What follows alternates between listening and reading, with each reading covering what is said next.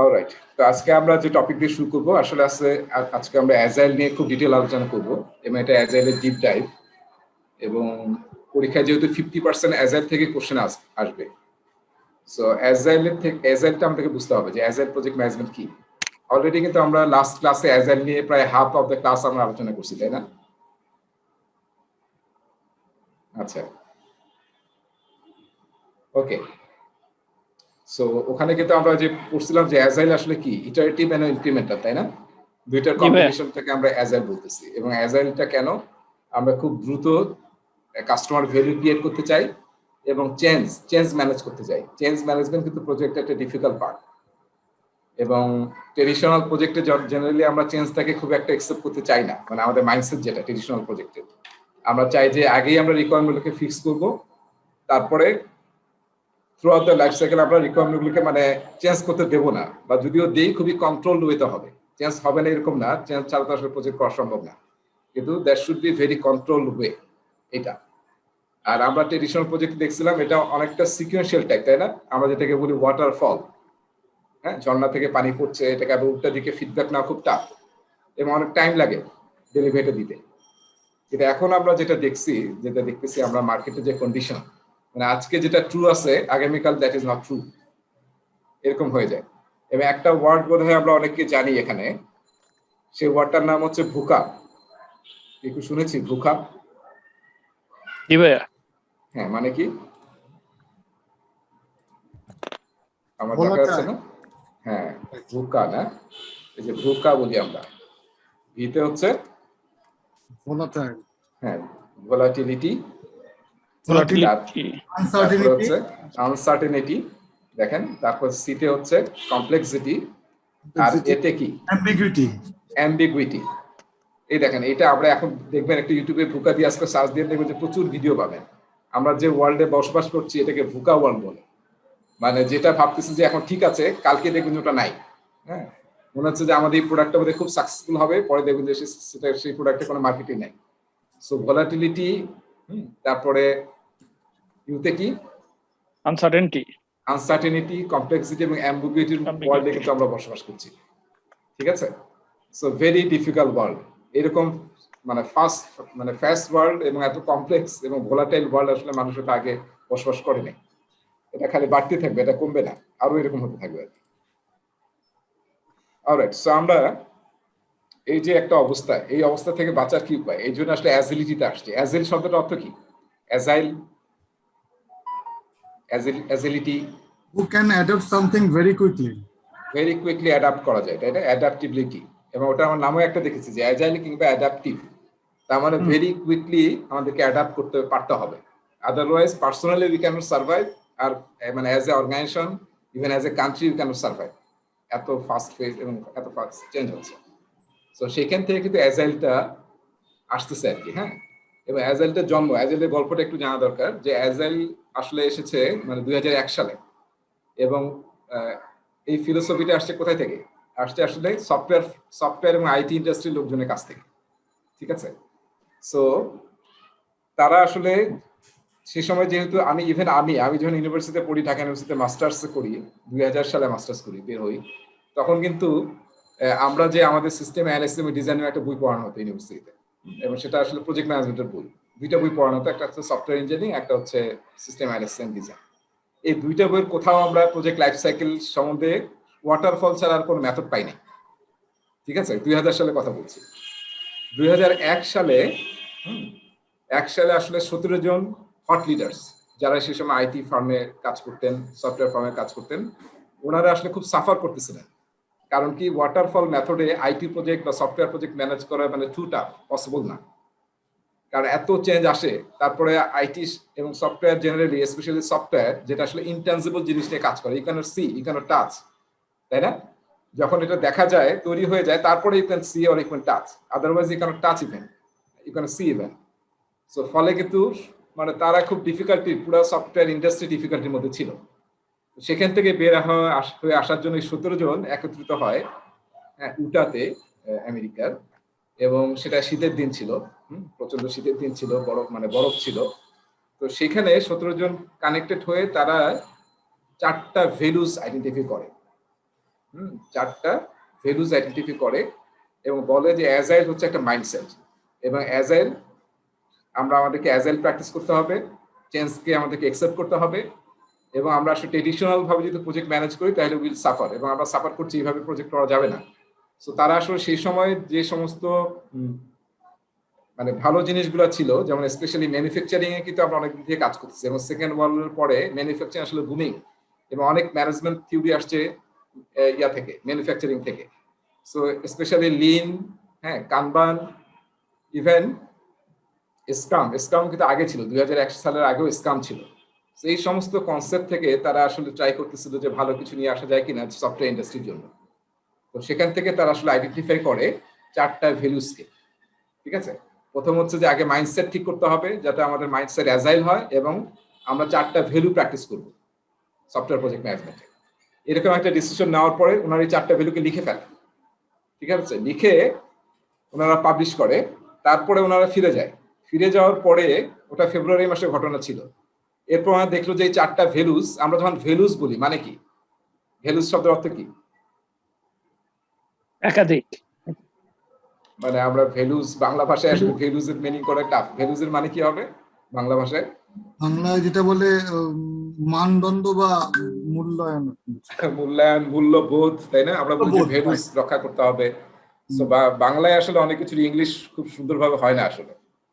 So মানে কয়েকটা, মানে তারা, আমি কি বললাম, ভ্যালুস এর অর্থ মানে মূল্যবোধ, যে আমরা কিছু মূল্যবোধ নিয়ে আমরা প্র্যাকটিস করব, ভ্যালুস নিয়ে আমরা প্র্যাকটিস করব। এই চারটা প্র্যাকটিস, রায়হানা প্রশ্ন করছে যে প্র্যাকটিস গুলো কোথায়, আমরা প্র্যাকটিস নিয়ে অনেক ডিসকাস করবো, সামনে আসতেছি। আচ্ছা, এই চারটা ভ্যালুস নিয়ে ওনারা লিখলো, লেখার পরে ওনারা যখন চলে যাওয়ার পর দেখলো যে চারটা ভ্যালুস দিয়ে আসলে খুব একটা বেশি বোঝা যাচ্ছে না, তাই না? ভ্যালুস থেকে কিন্তু খুব একটা বোঝা যায় না। যে আমরা অনেক ভ্যালুস কিন্তু জানি যে সত্য কথা বলিতে হইবে, তাই না? কখনো মিথ্যা কথা বলিবে না, এগুলো কিন্তু ভ্যালুস, সত্য কথা বলা, সততা। হ্যাঁ, কিন্তু আসলে সততাটা কি, এইটা কিন্তু আমরা যখন ধীরে ধীরে বড় হতে থাকি তখন বুঝতে পারি যে সততাটা কি। ছোটবেলায় আমাদেরকে মুখস্থ করেছে যে এরকম করবা, বড়দেরকে শ্রদ্ধা করবা, ছোটদেরকে ভালোবাসবা, এগুলো কিন্তু আমরা পরে আমরা আসলে বুঝতে পারি যে এটা কাকে কিভাবে শ্রদ্ধা করতে হবে, সেই ডেফিনেশনটা কিন্তু আমাদের লাইফে আমরা বুঝতে পারি। তো ওনারা চিন্তা করলো যে এই ভ্যালুস দিয়ে কাজ করা যাচ্ছে না, তখন ওনারা কি করে, ওনারা 12টা প্রিন্সিপাল ফাইন্ড আউট করে ওই ভ্যালুস এর উপর ডিপেন্ড করে, যেটা আসলে মোর এলাবোরেটিভ অন দোজ 4 ভ্যালুস, এলাবোরেট করার জন্য 12 প্রিন্সিপালস। এবং খুবই মজার ব্যাপার হচ্ছে, আমরা যে অ্যাজাইলের মুভমেন্ট দেখতেছি, agile methodology, agile practice, agile frameworks, এবং পুরা প্রজেক্ট ম্যানেজমেন্টকে কিন্তু এখন একটা ধাক্কা দিয়েছে অ্যাজাইল, পুরা ইন্ডাস্ট্রিকে। সবাই এখন শুধু সফটওয়্যার বা আইটি ইন্ডাস্ট্রি না, অ্যাজাইলের ভ্যালুস, প্রিন্সিপাল এবং ফ্রেমওয়ার্কস গুলা অন্যান্য ইন্ডাস্ট্রিতেও ইউজ হচ্ছে। এবং আমরা এখন দেখেন প্রায় সব বড় অর্গানাইজেশনে শুনবেন যে তারা এটা বলতে পছন্দ করে যে we are an agile organization, we practice agility. এবং বিজনেস অ্যাজিলিটি একটা টার্ম আছে, তাই না? বিজনেস অ্যাজিলিটি, পার্সোনাল অ্যাজিলিটি যেমন খুবই important to survive, similarly business agility is very important to survive. হ্যাঁ, এবং অ্যাজাইল আসলে পুরো অর্গানাইজেশনের প্রসেসকে চেঞ্জ করে ফেলতেছে, ম্যানেজমেন্ট প্রসেসকে। আমরা যে জেনারেলি আমরা অর্গানাইজেশনে কিরকম দেখি, ভার্টিক্যাল না, যেটাকে আমরা সাইলোস বলি, HR, sales, marketing, finance, logistics, এবং সবাই কি ডিসক্রিট ভাবে কাজ করতেছে সাইলোস আকারে। হ্যাঁ, কিন্তু আমাদের অর্গানাইজেশনের ভ্যালু স্ট্রিম কিন্তু সাইলোস আকারে হয় না। ভ্যালু স্ট্রিম মানে কি, একটা কাস্টমারের অর্ডার পাওয়া থেকে ভ্যালু ডেলিভারি পর্যন্ত এর মধ্যে যতগুলো স্টেপস আছে সেটাকে আমরা ভ্যালু স্ট্রিম বলি। সেই স্ট্রিমটা কি এরকম ভার্টিক্যালি কাজ করে? সব ডিপার্টমেন্টে কিন্তু কানেক্ট হয়ে কাজ করতে হয়, তাই না? তো সাইলোস কিন্তু এটাকে অনেক কিন্তু টাইম নষ্ট করে ফেলে। সেই জন্য যে অর্গানাইজেশনগুলো বেশি সাইলোস, বেশি বিউরোক্রেটিক, তারা তত স্লো। ওয়ার্ল্ডের সবচেয়ে স্লো অর্গানাইজেশন কারা বলেন তো? ওয়ার্ল্ডে কোন ধরনের অর্গানাইজেশন সবচেয়ে স্লো? প্রাইভেট সেক্টর নাকি পাবলিক সেক্টর নাকি not for profit organizations? Public sector. Public sector. Raihana বলেন, আপনি তো প্রাইভেট ইয়াতে আছেন, not for profit. Public government. আর নট ফর প্রফিটের কি অবস্থা? আমি স্লো না, খুব একটা স্লো না। আচ্ছা, আমার নিজের কি এক্সপেরিয়েন্স, আমি আসলে মানে সব সেক্টরে কাজ করছি। লাস্টলি আমি আইসিডি এর ভিতরে কাজ করছি, ওখানে গিয়ে তো আমাদের মাথা খারাপ, মানে আমি আগে সবসময় পচাইতাম যে কি পাবলিক সেক্টর লোকজন এত স্লো, এত বিউরোক্রেটিক, এত রেজিস্ট্রেশন নিতে স্লো করে। এই ওখানে গিয়ে দেখো এখানে আরো খারাপ অবস্থা। হ্যাঁ, তো মানে এত স্লো এবং এত বিউরোক্রেটিক আমার কাছে ইয়া লাগছে। বিউরোক্রেটিক, প্রচন্ড বিউরোক্রেটিক, খালি পেপার ওয়ার্ক, এটা ভালো লাগে না। কিন্তু স্লো না, কাজ হচ্ছে, কিন্তু ওই পেপার ওয়ার্কে অনেক আটকায় যায়, এটা ভালো লাগে না। আমি এটাতে আমার কাছে পরে মনে হয়েছে যে আমরা যে নট ফর প্রফিট অর্গানাইজেশন চালাই, এগুলা আসলে সবার মাইন্ডসেট কি ঠিক আছে? যারা কাজ করতেছে অল নাট সবাই কিন্তু সেই ধরনের ভলান্টিয়ার বা ওই ধরনের কাজ করার মাইন্ডসেট নিয়ে আসে নাই, তাই না? এবং আমরা যে একদমই না, আমরা কথা শুনি না যে যারা আসলে আমাদের কি রোহিঙ্গাদের হেল্প করতে আসতেছে, তারা 5 স্টার হোটেলে কোনো সিট পাওয়া যাচ্ছে না। তারা 5 স্টার হোটেলে থাকা ওই টিনের মধ্যে, মাটির ঘরের মধ্যে লোকজন কখন বাঁচে মরে তাদের জন্য তারা কনসালটেন্সি করতেছে এবং thousands of dollar they are earning, right? আবার অন্য দেশ থেকে, মানে ফার্স্ট ওয়ার্ল্ড কান্ট্রি থেকে সে থার্ড ওয়ার্ল্ড কান্ট্রিতে আছে, এর জন্য আবার একটা বিশাল বেনিফিট পাচ্ছে। হ্যাঁ, পাজেরো ছাড়া দে আর নট মুভিং, এই গরিবদের সাহায্য করতে আসছে। আমার ওখান থেকে মনে হয়েছে যে আসলে আমরা এরকম not for organization is bad, কারণ এটা মানে দেখা যাচ্ছে ওই রকম মাইন্ডসেট নিয়ে আমরা আসি না এবং মাইন্ডসেটটা প্র্যাকটিসও করা হয় না। সবাই আসছে যে আমি তো খুব ভালো আছি, হাই স্যালারি, হাই ভালো আছি, কিন্তু গরিবের টাকায় করতেছে, অন্যের টাকায়, নট মাই মানি।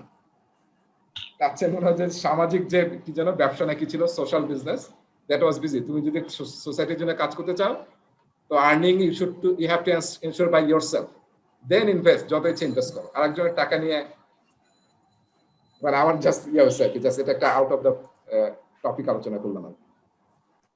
আচ্ছা দেখেন, এখন দেখেন অ্যাজাইলের, তাহলে আমরা কি দেখলাম? 12টা ভ্যালুস, আর কয়টা প্রিন্সিপাল? 4টা ভ্যালুস, 12টা প্রিন্সিপাল। 4টা ভ্যালুস, 12টা প্রিন্সিপাল। আসেন আমি আপনাদের চ্যাটে আমি একটু স্ক্রিন শেয়ার করি। Alright, lighter agile.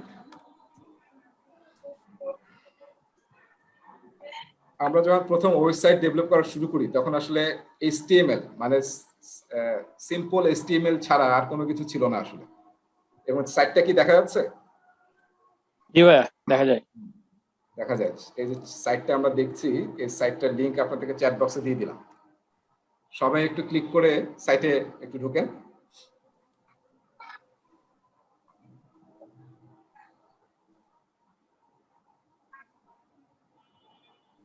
ম্যানিফেস্টো, এই যে 4টা ভ্যালুস করে লিখেছে, সেই 4টা ভ্যালু হচ্ছে ম্যানিফেস্টো। সবাই কি ঢুকতে পারছি ওয়েবসাইটে?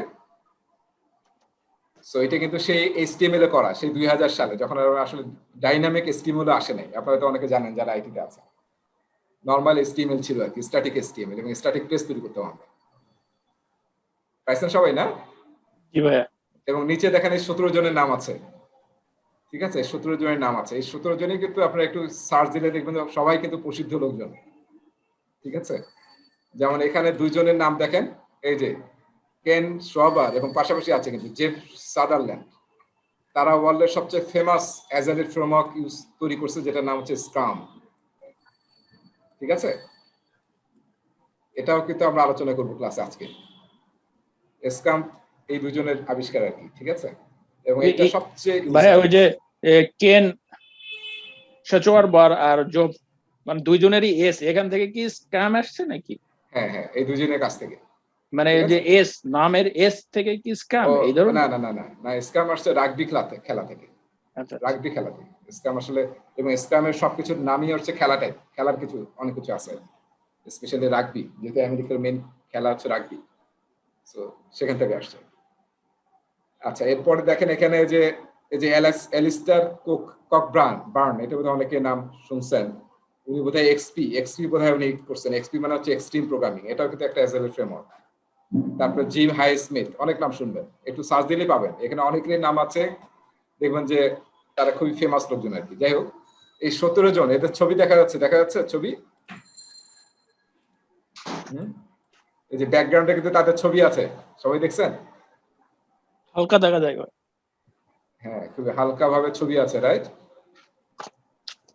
ওকে, এখন দেখেন, এখন আমরা যেটা আপনাদের এখন একটা কাজ, আপনাদের সবাইকে কাগজ আনতে বলছিলাম। কাগজ আছে হাতে? কাগজ আছে? জি আছে ভাই। গেলে কি চশমাটা ভাই? পড়া লাগবে কি লাগবে? তারপর সাউন্ড জেনে আসছে রান্না বান্না নিয়ে কথা বলতেছে যে কি রাখবো না কি করবো। আচ্ছা দেখেন, আমরা একটা কাগজ নেই, ঠিক আছে? কাগজটা আমি বোধহয় ওকে আমি একটু ভার্চুয়ালি এটা বাদ দিই। সবাই কি একটা সবাই একটু ইয়ে নেবেন কাইন্ডলি। আমি একটু ডানে যাচ্ছি, হ্যাঁ। Alright. দেখা যাচ্ছে আমাকে? আমি ব্যাকগ্রাউন্ড বাদ দিয়ে দিয়েছি, হ্যাঁ। জি ভাইয়া। Alright. So আমি আসলে একটা ভাঁজ করলাম, হ্যাঁ, একটা কাগজকে। সবাই একটু করেন কাইন্ডলি, সবাই ভিডিওটা অন করতে পারেন। তাহলে একটা ভাঁজ করলাম, একটা পেজকে, যেটা A4 সাইজ বা যে কোনো একটা সাইজ হোক, আমরা দুই ভাগ করলাম। করার পরে আবার দুই ভাগ করব, ঠিক আছে? সবাই হয়েছে এটা? একটা ব্ল্যাঙ্ক পেজ আর কি, ব্ল্যাঙ্ক পেজ। আমি অবশ্য ব্ল্যাঙ্ক পেজ ইউজ করতেছি না, এটা আসলে খুব জরুরি জিনিস আছে মনে হচ্ছে। এরপরে ছিঁড়ে ফেলতে হবে, 4টা পেজকে ছিঁড়ে ফেলবেন। এভাবে দুইটা করেন, আবার ছিঁড়ে ফেলেন। তাহলে কয়টা টুকরা হবে? 4টা টুকরা হবে। সবার হাতে 4টা টুকরা আছে কিনা দেখেন তো। রইলো। দেখতে পাচ্ছি কারো ভিডিও অন নাই, ফলে দেখতে পাচ্ছি না যে আপনারা আসলে 4টা ইয়া নিয়ে আসছেন কিনা। আছি ভাইয়া। আসছে? Alright, alright. আচ্ছা, এখন যেটা কাজ আসলে, আমি যেটা সাজেস্ট করবো, আপনারা মাঝে মাঝে ভিডিও অন করবেন, স্পেশালি যারা কথা বলবেন বা অবশ্যই ভিডিও অন করবেন, খুব ইম্পর্টেন্ট আসলে।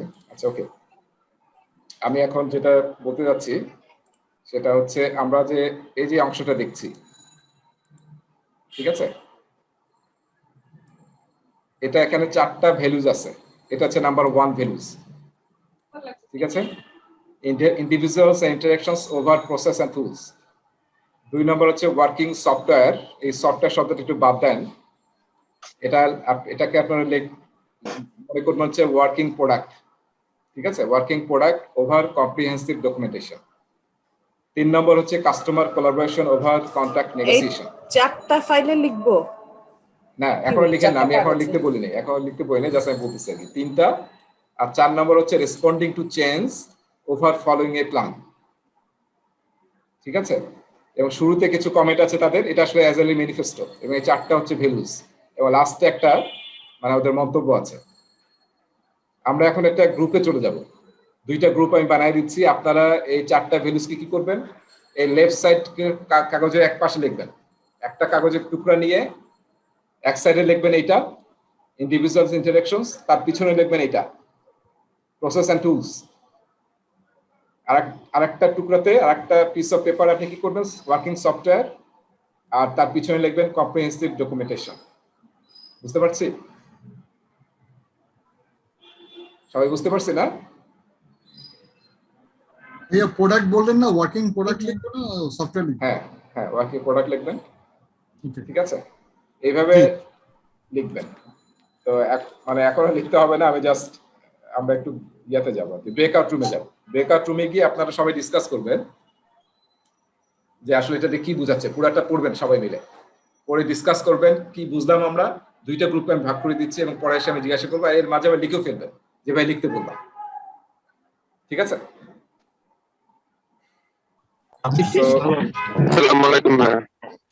হ্যাঁ, ওয়ালাইকুম আসসালাম। জি, আমি অফিসের গাড়িতে, আমি শুনতে পাচ্ছি, বাট আমি অ্যাটেন্ড করতে পারছি না। আচ্ছা ঠিক আছে, না পারলে নাই, কিন্তু যারা পারবেন আশা রাখি তারা করবে আর কি। হ্যাঁ, ওকে, ওকে। অলরাইট, আপনি জাস্ট ইয়া করেন আর কি।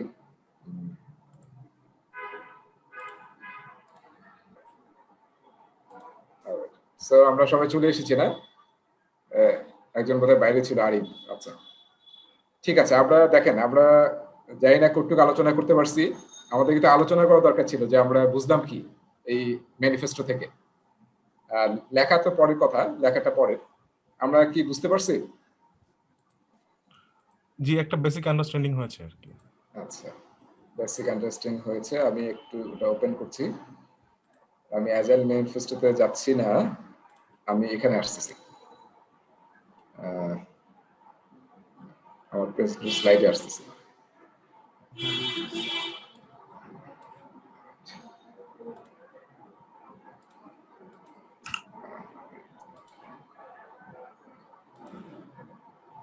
সবাই দেখছে the Agile Manifesto Yes. and mindset. All right. So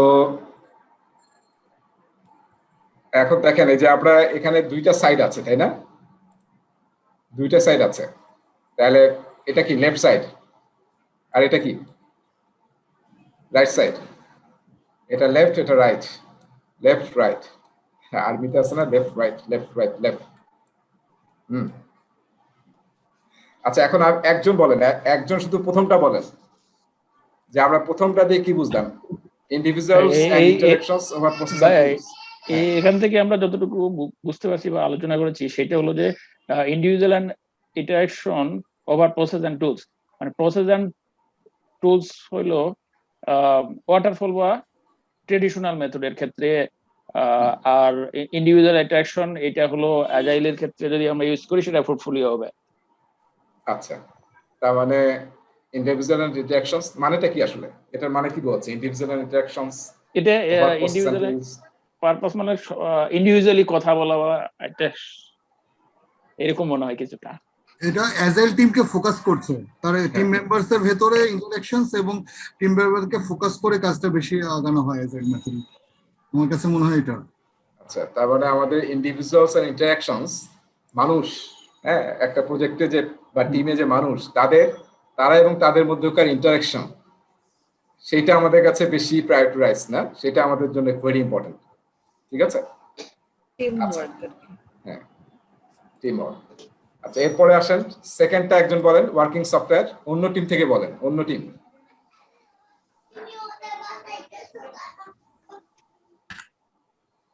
অন্য টিম থেকে একজন বলেন।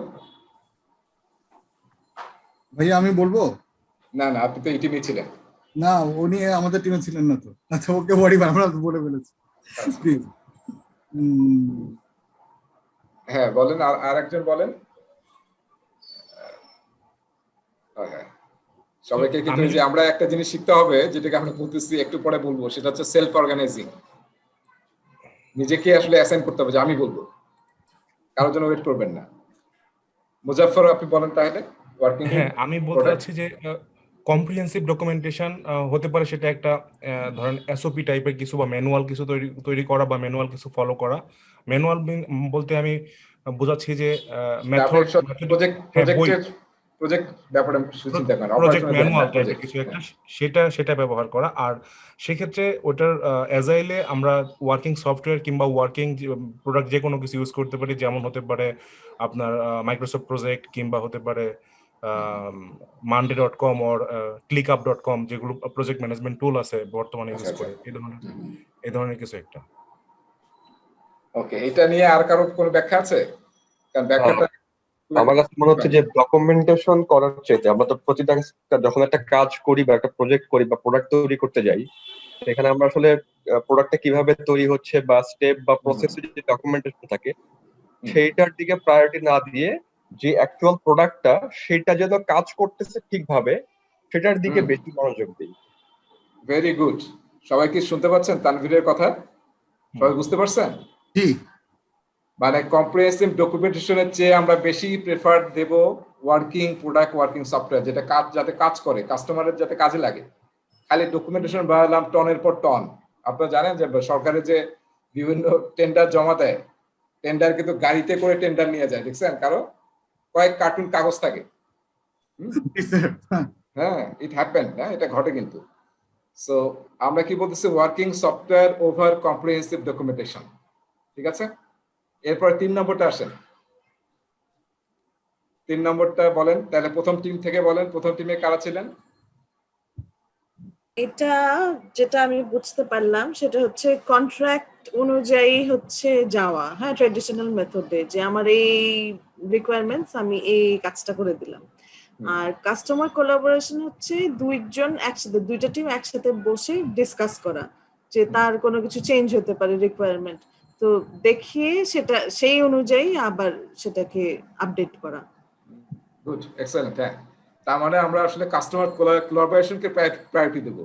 কন্ট্রাক্টে কি আছে এর বাইরে যাবোই না, এটাতে এখানে এইভাবে বলা নাই, এটাতে করা যাবে না, এগুলা কিন্তু আমাদের ট্রেডিশনাল মাইন্ডসেট, ঠিক না? এর বাইরে আমরা যাবোই না।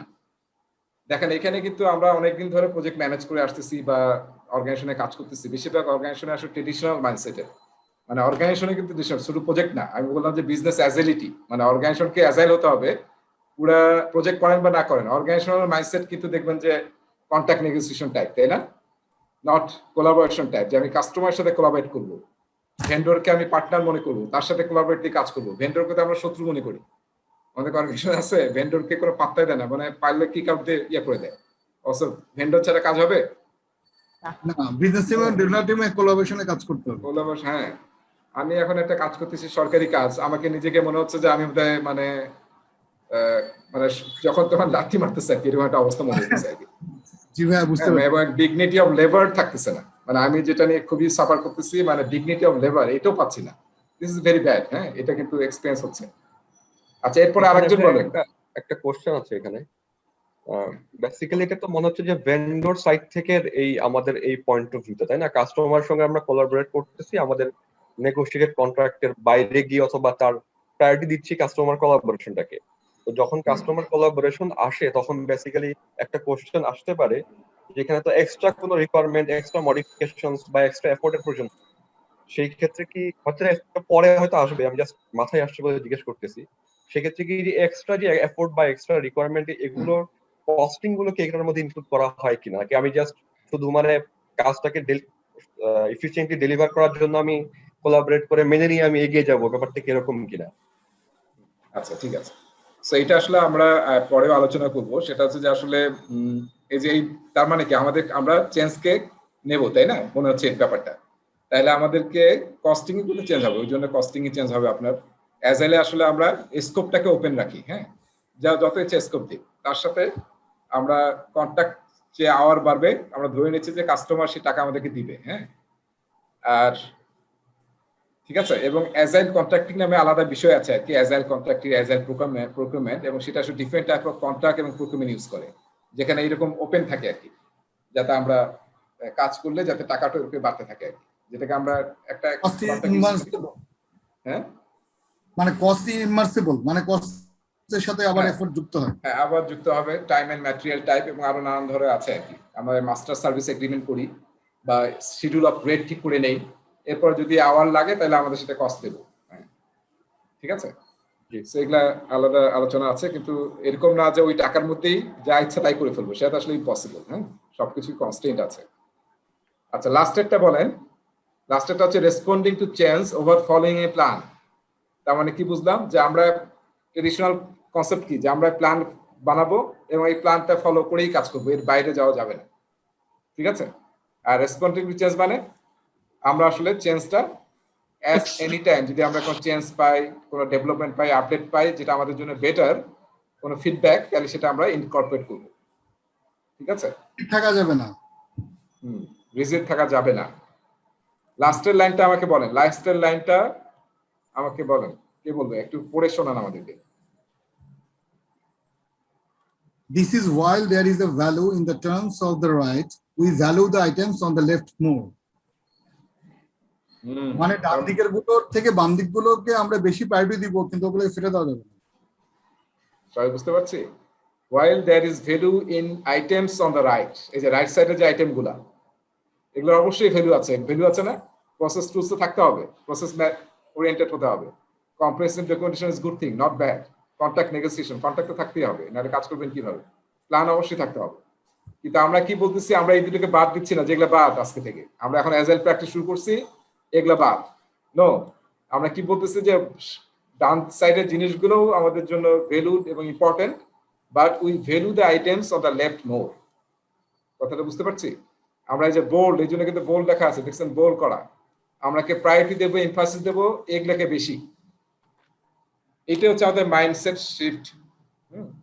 আমি এখানে দেখেন লিখছি অ্যাজাইল ম্যানিফেস্টো এন্ড মাইন্ডসেট। অ্যাজাইলকে বলা হয় কি? মাইন্ডসেট। অ্যাজাইলকে তো নট ভ্যালুজ অর প্রিন্সিপালস, এটা হচ্ছে মাইন্ডসেট। যে আপনার যে মাইন্ডসেটটা ছিল এইদিকে ফোকাস, সেটা এখন আমরা শিফট করে, এটাও অবশ্যই করব, কিন্তু তার সাথে আমরা ফোকাস হবো বেশি কোনটাতে? এইটাতে, বাম সাইডেরটাতে। ঠিক আছে? সবাই বুঝতে পারছি? এই যে 4টা ভ্যালুস, আপনাদের কি মনে হয় এই ভ্যালুগুলো কি চমৎকার নাকি চমৎকার না? চমৎকার মনে হচ্ছে তো। অবশ্যই চমৎকার। মানে আমার কাছে মনে হয় এরা যে 4টা ভ্যালু তৈরি করছে মানে এক্সেলেন্ট। আপনার অ্যাজাইলের যে কোনো বই পড়েন, অ্যাজাইলে যাই পড়েন না কেন সবকিছু কিন্তু এই ভ্যালুজ এর উপর বেস করে। এবং এই ভেজগুলো দেখেন একটু খেয়াল করে, আমার কাছে এটা আরো চমৎকার লাগে যে 2001 সালে বানানো হয়েছে এবং ম্যানেজমেন্টের লোকজন না, কিন্তু টেকনোলজি বা আইটির লোকজন, যারা আসলে ম্যানেজমেন্টে পুয়ার বলবো আমি, তাই না? আমরা ম্যানেজমেন্ট শুনলেই ভাবি যে মানে একটা বোরিং বিষয়, টস দেওয়ার চেষ্টা করি। হ্যাঁ, যদি ম্যানেজমেন্ট কোনো টপিক থাকে, বুয়েটে পড়েন বা ঢাকা ইউনিভার্সিটি পড়েন, ম্যানেজমেন্ট কিন্তু কিছু কিছু টপিক থাকে, সেগুলো সবাই কোনো রকম যায় আর আসে, মানে ওইরকম সিরিয়াস কিছু না, এবং টস দেওয়ার চেষ্টা করে। কিন্তু তাদের কাছ থেকে কিন্তু এরকম একটা ম্যানেজমেন্ট জিনিস আসছে যেটা আসলে চমৎকার, এবং এখন আরো বেশি এটা অ্যাপ্রোপ্রিয়েট, আরো বেশি অ্যাপ্রোপ্রিয়েট এই সময়। দ্যাটস ওয়াই আসলে কিন্তু অ্যাজাইল পুরো ওয়ার্ল্ডে বিরাট আসলে চেঞ্জ নিয়ে আসতেছে। একটা অর্গানাইজেশন কিভাবে অপারেট করবে, কিভাবে প্রজেক্ট ম্যানেজ করবে সেটা তো আছে, কিভাবে একটা অপারেশন অপারেট করবে সেটাও কিন্তু করতেছে। ইউরোপে প্রায় 55%-এর বেশি অর্গানাইজেশন যারা স্পেশালি সার্ভিস নিয়ে কাজ করে, তারা সবাই অ্যাজাইল ফলো করে। হ্যাঁ, ঠিক আছে? নাহলে কিন্তু আপনি মার্কেটের সাথে রেসপন্সই করতে পারবেন না। সো দেখেন এরকম একটা শিফট হচ্ছে, কিন্তু এটা কিন্তু আমাদের দেশেও ধীরে ধীরে আসবে, এবং বড় অর্গানাইজেশন অলরেডি দে আর মানে অ্যাডাপ্টিং অ্যাজাইল। অলরাইট, এবার আসেন আমরা যেটা গল্প বলছিলাম যে আমরা চারটা ভ্যালুস ঠিক করেছি, তাহলে এখন থেকে আজকে থেকে কি হলো আমাদের দেখেন, আজকে থেকে আমাদের কি করতে হবে, আমরা এই যে বাম সাইডে আমরা বেশি প্রায়োরিটি দেবো, বেশি মনে রাখবো, এবং মাইন্ডসেটটা একটু শিফট করতে হবে, কিন্তু আমরা এগুলিকে ছাড় দেবো না। ঠিক আছে? প্রসেস টুল ইজ, এগুলো ডান দিকের গুলো কিন্তু খুবই অ্যাপ্রোপ্রিয়েট জিনিস। হ্যাঁ, কিন্তু আমরা প্রায়োরিটি দেবো, এমফেসিস দেবো বাম সাইডের জিনিসগুলোকে। অলরাইট, এবার আসেন 12টা প্রিন্সিপাল। 12টা প্রিন্সিপাল আমি আসলে এক্সারসাইজ দিলে টাইম চলে যায়, আমরা এখানে আলোচনা করি। একটা সেন্টেন্স আমরা বিভিন্ন জন পড়বো। হ্যাঁ, যেমন আরিফ কি না, আরিফ বোধহয় এখনো বাইরে। আচ্ছা, মিনহাজ বলেন, প্রথম সেন্টেন্সটা বলেন, বলার পরে আপনার কাজ হচ্ছে এখান থেকে 2-1টা ওয়ার্ড আপনি বের করবেন যেটা আসলে এই পুরো সেন্টেন্সটাকে মিন করে। সবার এটা কাজ, আমি এখন মিনহাজকে বলতেছি। হ্যাঁ, Our highest priority is to satisfy the customer through early and continue delivering of valuable software. আচ্ছা, কন্টিনিউ না, এটা বোধহয় একটু ঢাকা পড়ে গেছে, কন্টিনিউয়াস। ঢাকা পড়ে গেছে, continuous delivery of valuable software. তো এখানে কিওয়ার্ড হলো satisfy to customer, early and continue delivery. আগে এমন মানে যত তাড়াতাড়ি দেওয়া যায় এবং কন্টিনিউ ডেলিভারিটা ভ্যালুয়েবল সফটওয়্যারটা ডেলিভারি দেওয়া যায়, আমার কাছে এটাই মনে হচ্ছে। সরি, তাহলে একটা আমরা পাচ্ছি স্যাটিসফাই দ্য কাস্টমার। কাস্টমার স্যাটিসফাইটা হলো এখানে কিওয়ার্ড মনে হচ্ছে। আচ্ছা, আমরা তাহলে এখানে আমরা একটা দেখছি হচ্ছে কাস্টমার স্যাটিসফ্যাকশন, তাই না? কিভাবে? Early and continuous delivery. আর একটা আমরা বড় জিনিস দেখতেছি, আর্লি এন্ড কন্টিনিউয়াস ডেলিভারি, ঠিক আছে, অফ ভ্যালুয়েবল সফটওয়্যার। এটা সফটওয়্যার বাদ দিয়ে মনে রাখেন প্রোডাক্ট। ওনারা বানিয়েছিল সফটওয়্যারের জন্য, কিন্তু এখন আমরা সবাই সব জায়গায় অ্যাডপ্ট হচ্ছে। যারা এই প্রোডাক্ট সার্ভিস কিছু নিয়ে কাজ করতেছে তারাই কিন্তু এটা ইউজ করতেছে। সো আমরা প্রোডাক্ট চিন্তা করব। তাহলে দেখেন কাস্টমার স্যাটিসফ্যাকশন এবং আর্লি অ্যাজ পসিবল ডেলিভারি, সেটা একটা কি প্রিন্সিপাল। ঠিক আছে? তাহলে আমরা দেখেন 4টা ভ্যালুকে কিন্তু এলাবোরেট করা হয়েছে। এখানে অনেকগুলো প্রিন্সিপাল দেখবেন, 3-4টা প্রিন্সিপাল একটা ভ্যালুকে এলাবোরেট করার জন্য ইউজ করা হয়েছে। ঠিক আছে? এরপর 2 নম্বরটা পড়েন, Raju Ahmed. Welcome changing requirement even late in development. Agile process harness change for the customer's competitive advantage. এখানে কিওয়ার্ডটা হলো চেঞ্জিং, মানে চেঞ্জ করা, customer competitive advantage. Welcome change, তাই না? Welcome change. আর for the customer competitive advantage, customers competitive advantage জন্য এই চেঞ্জটা করা। মানে দেখেন প্রতিটা জায়গায় কিন্তু আমরা কাস্টমারকে বেশি ভ্যালু দিচ্ছি, এবং ভ্যালু মেইন প্রায়োরিটি কোথায় দিচ্ছি? ভ্যালুতে। ভ্যালু কোনটা মনে আছে? যে business value.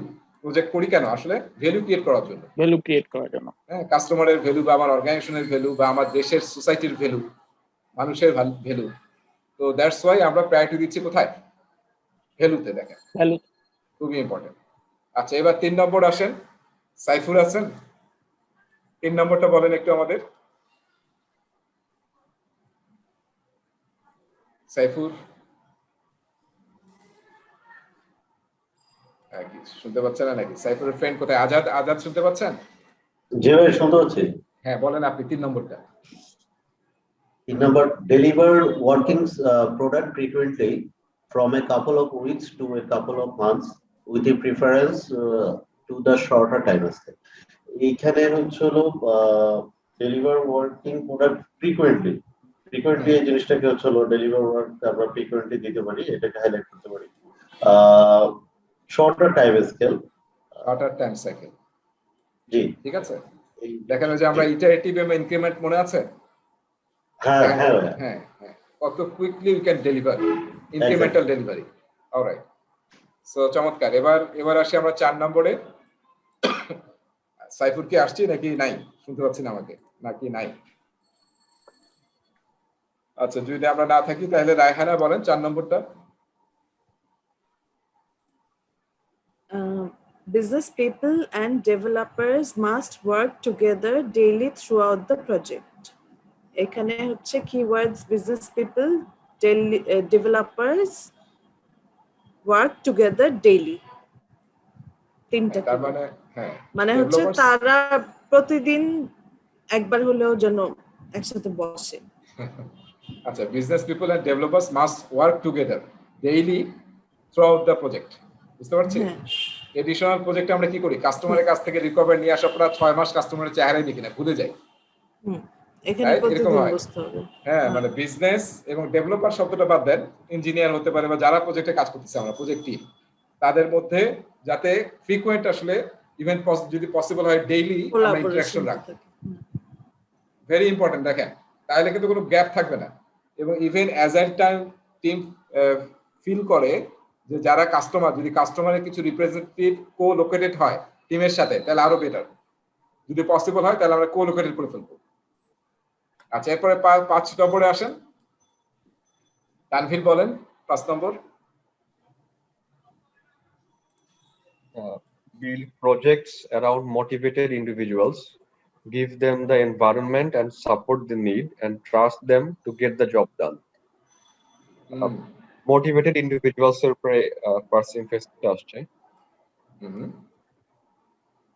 R environment and সাপোর্টটা পরের যায়। ইন্ডিভিজুয়ালদের উপর বিশ্বাস রাখা যে তারা কাজটা করতে পারে। হ্যাঁ, তার মানে আমরা এখানে দেখতেছি যে এটা তো আমরা বুঝতে পারছি না, একটা টিমে যদি মোটিভেটেড লোকজন থাকে তারা তাহলে যেভাবে তারা কাজ করবে, ডিমোটিভেটেড লোকদের দিকে কাজ করতে পারবেন? ঠেলে ঠেলে কাজ করা যায়? জি না, কাজ করা যায় না। যে আমি বোধহয় বলছিলাম যে ঘোড়াকে আপনি টেনে, একটা প্রবাদ আছে না যে ঘোড়াকে টেনে পানির কাছে নিয়ে যেতে পারবেন কিন্তু পানি তো খাওয়াতে পারবেন না। হ্যাঁ, সো অ্যাজাইলে কিন্তু একটা টার্ম আছে, আমরা পড়বো না, আমাদের সিলেবাসেও নাই, সেটা হচ্ছে হ্যাপিনেস ম্যাট্রিক্স। প্রতিটা ইটারেশনের পরে চেক করা হয় যে আমার টিমের হ্যাপিনেস ম্যাট্রিক্স বাড়লো না কমলো, কেপিআই মেজার করা হয় আর কি। আমি জানি না কেউ করেন কিনা। সো মানুষ, আমার এমপ্লয়াররা স্যাটিসফাই আছে কিনা, দ্যাট ইজ ভেরি ইম্পর্টেন্ট। আমরা একটা টার্ম জানি না, এনপিএস। কেউ জানেন এনপিএস মানে কি? খুব ইউজ হয়, নেট প্রমোটার স্কোর। আমাদের প্রোডাক্ট বা সার্ভিসের উপর কাস্টমার হ্যাপি আছে কিনা সেই জন্য আমরা এনপিএস ইউজ করি, নেট প্রমোটার স্কোর। কেউ ইউজ করছেন বা শুনছেন? আর তো এটা কিন্তু আমরা এমপ্লয়ীদের জন্য ইউজ করতে পারি যে আমার এমপ্লয়িরা গত টার্মের চেয়ে এই টার্মে হ্যাপি নাকি হ্যাপি না। ঠিক আছে, যত হ্যাপি লোকজন থাকবে তাদের প্রোডাক্টিভিটি তত বাড়বে। আপনি খেয়াল করেন, আপনি নিজেই যেদিন হ্যাপি থাকেন সেদিন কিন্তু আপনার প্রোডাক্টিভিটি অনেক বেড়ে যায়। ঠিক আছে, আরেকটা কি, এটা আসলে কি এম্পাওয়ারমেন্ট, তাই না? যে আমরা এম্পাওয়ার করবো লোকজনকে, বিশ্বাস করবো যে হ্যাঁ তারা করতে পারবে। এম্পাওয়ারমেন্ট যদি মানুষকে দেন, মানুষ যদি এম্পাওয়ার্ড ফিল করে তাহলে তারা কিন্তু মিরাকল ঘটাতে পারে, তাই না? আর আপনি কিন্তু মনিটর করে জোর করে, হ্যাঁ, লেফট রাইট করায় কিন্তু খুব একটা ভালো ইনোভেটিভ কাজ করতে পারবেন না। এরপর লাস্ট পরেরটা আসি আমরা। পরেরটা মুজাফফর বলেন আপনি। The most efficient and effective method of conveying information to and within the development team is face-to-face conversation. So এখানে কি পয়েন্ট হতে পারে face to face conversation and conveying information, effective method of conveying information actually. তার মানে আমরা যে communication করি সবাই এই কথা তো সবাই এগ্রি নাকি যে আমরা যে যত ধরনের কমিউনিকেশন মেথড আছে তার মধ্যে ফেস টু ফেসের চেয়ে আর ভালো কিছু আছে? হ্যাঁ? নেই ভাইয়া, নেই ভাইয়া। নাই। আপনার এই যে এখানে কি সবাই ম্যারিড নাকি ম্যারিড না? জানি না, কেউ ম্যারিড, সবাই ম্যারিড নাকি? সংসারে ঝগড়া হয় ফ্যামিলিতে হাজবেন্ড ওয়াইফ? আজাদ নাকি? Azad regular routine sir. Routine না? রুটিন ঝগড়া। হ্যাঁ সেটাই। তো দেখেন যখন আপনার সামনাসামনি হবেন তখন দেখবেন যে আসলে দূরে দূরে থাকলে কিন্তু ঝগড়াগুলো বাড়তে থাকে, কিন্তু যখন সামনাসামনি দাঁড়াবেন তখন দেখবেন যে হ্যাঁ যদি বলে ফেলেন যে কি বলে ফেলবেন যে তোমাকে তো আজকে চাঁদের চেয়ে বেশি সুন্দর লাগতেছে নাকি? এটা আরেক সমস্যা তৈরি করে। আরো সমস্যা তৈরি করবে। আচ্ছা, যাই হোক সেইরকম আর কি। তার মানে ফেস টু ফেস যখন আমরা কমিউনিকেট করি তখন কিন্তু অনেক দ্রুত আমাদের কমিউনিকেশনটা সবচেয়ে বেশি হয়, কারণ ওখানে ব্যান্ডউইথটা কমিউনিকেশন ব্যান্ডউইথ সবচেয়ে বেশি থাকে। ঠিক আছে?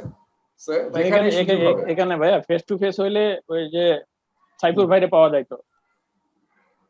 সাইফুর ভাইকে পাওয়া যেত। হ্যাঁ হ্যাঁ রাইট, ইজিলি পাওয়া যেত। যেমন এখন সে পিছনে আছে কি নাই উই ক্যান সি না। অলরাইট, আচ্ছা নেক্সট কোশ্চেন যাইতে। আমরা 6টা প্রিন্সিপাল দেখলাম কিন্তু, ঠিক আছে? প্রতিটা প্রিন্সিপাল কি চমৎকার কিনা বলেন? আমার কাছে প্রতিটা প্রিন্সিপালই দেখেন খুবই ইন্টারেস্টিং, কিন্তু প্রতিটা প্রিন্সিপাল ইন্টারেস্টিং। আচ্ছা এরপরে আসি পরের। Working product is the primary measure of progress. এইটা কি বলেন তো? এটা যে কেউ একজন ব্যাখ্যা দেন। Working product is the primary measure of progress. আমাদের প্রোগ্রেস কিরকম হচ্ছে সেটা ওয়ার্কিং প্রোডাক্টই এটা কল করে, এবং সেটার উপর বেস করেই সবকিছু নির্ভর করে যে আমরা কি ডেলিভারি দিচ্ছি, কি ভ্যালুটা তাকে কাস্টমারকে স্যাটিসফাই করতে পারছি কিনা, তাকে আমরা ভ্যালু ডেলিভারি করতে পারছি না, কম্পিটিটিভ হচ্ছে কিনা, everything depends on the working product. তাহলে ওয়ার্কিং প্রোডাক্ট না, আমরা এই যে ভালো একটা সুন্দর প্রেজেন্টেশন বানালাম যেখানে বিভিন্ন কি বলে ওটাকে স্পটলাইট আছে, বিভিন্ন সুন্দর সুন্দর গ্রাফ আছে, দিয়ে কাস্টমারকে আমার স্পন্সরকে দেখালাম যে আমরা আসলে এরকম প্রোগ্রেস করছি, সেইটা বেটার নাকি আমি যদি বলি যে আমার আসলে কাজ ছিল 100% বা একটা বিল্ডিং এর 5 তলা হওয়ার কথা আমি অলরেডি 2 তলা বানায় ফেলছি? কোনটা বেটার? এটা বেটার। হ্যাঁ, তা আমরা কিন্তু দেখেন আমাদের ট্রেডিশনাল মাইন্ডসেট হচ্ছে খুব সুন্দর সুন্দর প্রেজেন্টেশন বানানো, মানে খুবই কি আমরা বাংলায় বলি না আবঝা বুঝিয়ে দেওয়া যে এটা কিন্তু এরকম হয়ে গেছে, কিন্তু আসলে হ্যাঁ কিছুই হয় না। এরকম কিন্তু ব্যাপার ঘটে যায়।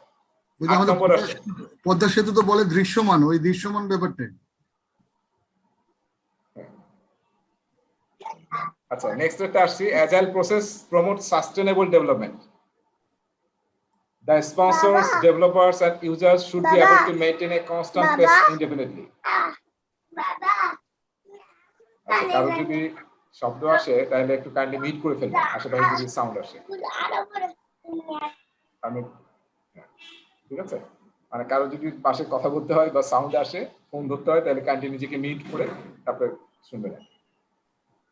অলরাইট, এখানে তাহলে কি দেখলাম? সাস্টেনেবল ডেভেলপমেন্ট, এটা কি ইম্পর্টেন্ট নাকি ইম্পর্টেন্ট না? সাস্টেনেবল কন্টিনিউয়াস পেস, এটা টিমের জন্য খুবই ইম্পর্টেন্ট। এই ভেলোসিটিটা ফিক্স করলে মানে টিমটা কমফোর্টেবল থাকে এবং ক্যান মেজার দ্য থিং, এস্টিমেশনটা ভালো করতে পারবে what can be done in the next sprint. আচ্ছা সাস্টেনেবল ডেভেলপমেন্ট, তাই না? বুঝতে পারছি আমরা বলি না যে নদীর পানি, তাই না, আর পুকুরের পানি বুঝি। পুকুরের পানি সহজে কিন্তু ময়লা হয়ে যায়, নদীর পানি হয় না কিন্তু, যেহেতু সাস্টেনেবল পেসে ওয়েভ চলতেছে। সো আমাদের ডেভেলপমেন্টও কিন্তু যদি একবার খুব ফোর্স দিলাম আর আবার কোনো খোঁজ নাই, এভাবে কিন্তু ভালো হবে না। ওই যে আমরা না যারা যাই না এখানে অনেকে প্র্যাকটিস করছে কিনা কিটো ডায়েট, মানে এখন সবাই তো নাম শুনি না, কিটো ডায়েট। সো এই যে ডায়েট করতে গিয়ে আমরা খুব 1 মাস খুবই ডায়েট, এরপর আর বা দেখা যায় 5 দিন খুব ডায়েট করলাম, এর পরের দিন এমন খাওয়া খেলাম যে কিটো ডায়েট একদম নিজেই আত্মহত্যা করবো, তাই না? দিস হ্যাপেন্স, আমরা যারা এই যে এরকম করি। কিন্তু যদি আমরা কনস্ট্যান্ট করতাম কিছু কাজ, যে আমরা প্রতিদিন 20 মিনিট ব্যায়াম করবো, হ্যাঁ, বা 20 মিনিট দৌড়াবো বা 20 মিনিট হাঁটবো, সেটা আসলে ওই কিটো ডায়েটের চেয়ে বেশি আপনাকে বেনিফিট দেবে। 4 number, continuous attention to technical excellence and good design enhances agility.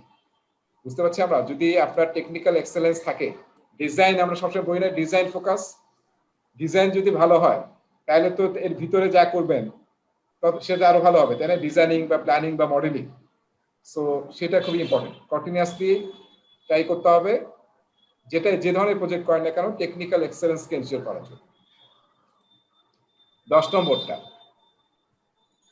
হ্যাঁ 10 নম্বরটা বোঝা একটু কঠিন। Simplicity, the art of maximizing the amount of work not done is essential. এটা একটু সবাই একটু পড়েন, পড়ে বলেন যে কি বুঝলেন। ফারহানা বলবেন যে এটা কি বুঝলেন আপনি, ফারহানা। ভাইয়া আমাকে কঠিনটা আপনাকে কঠিনটা না, যে সিম্পল শব্দটা তো শুরুতেই আছে।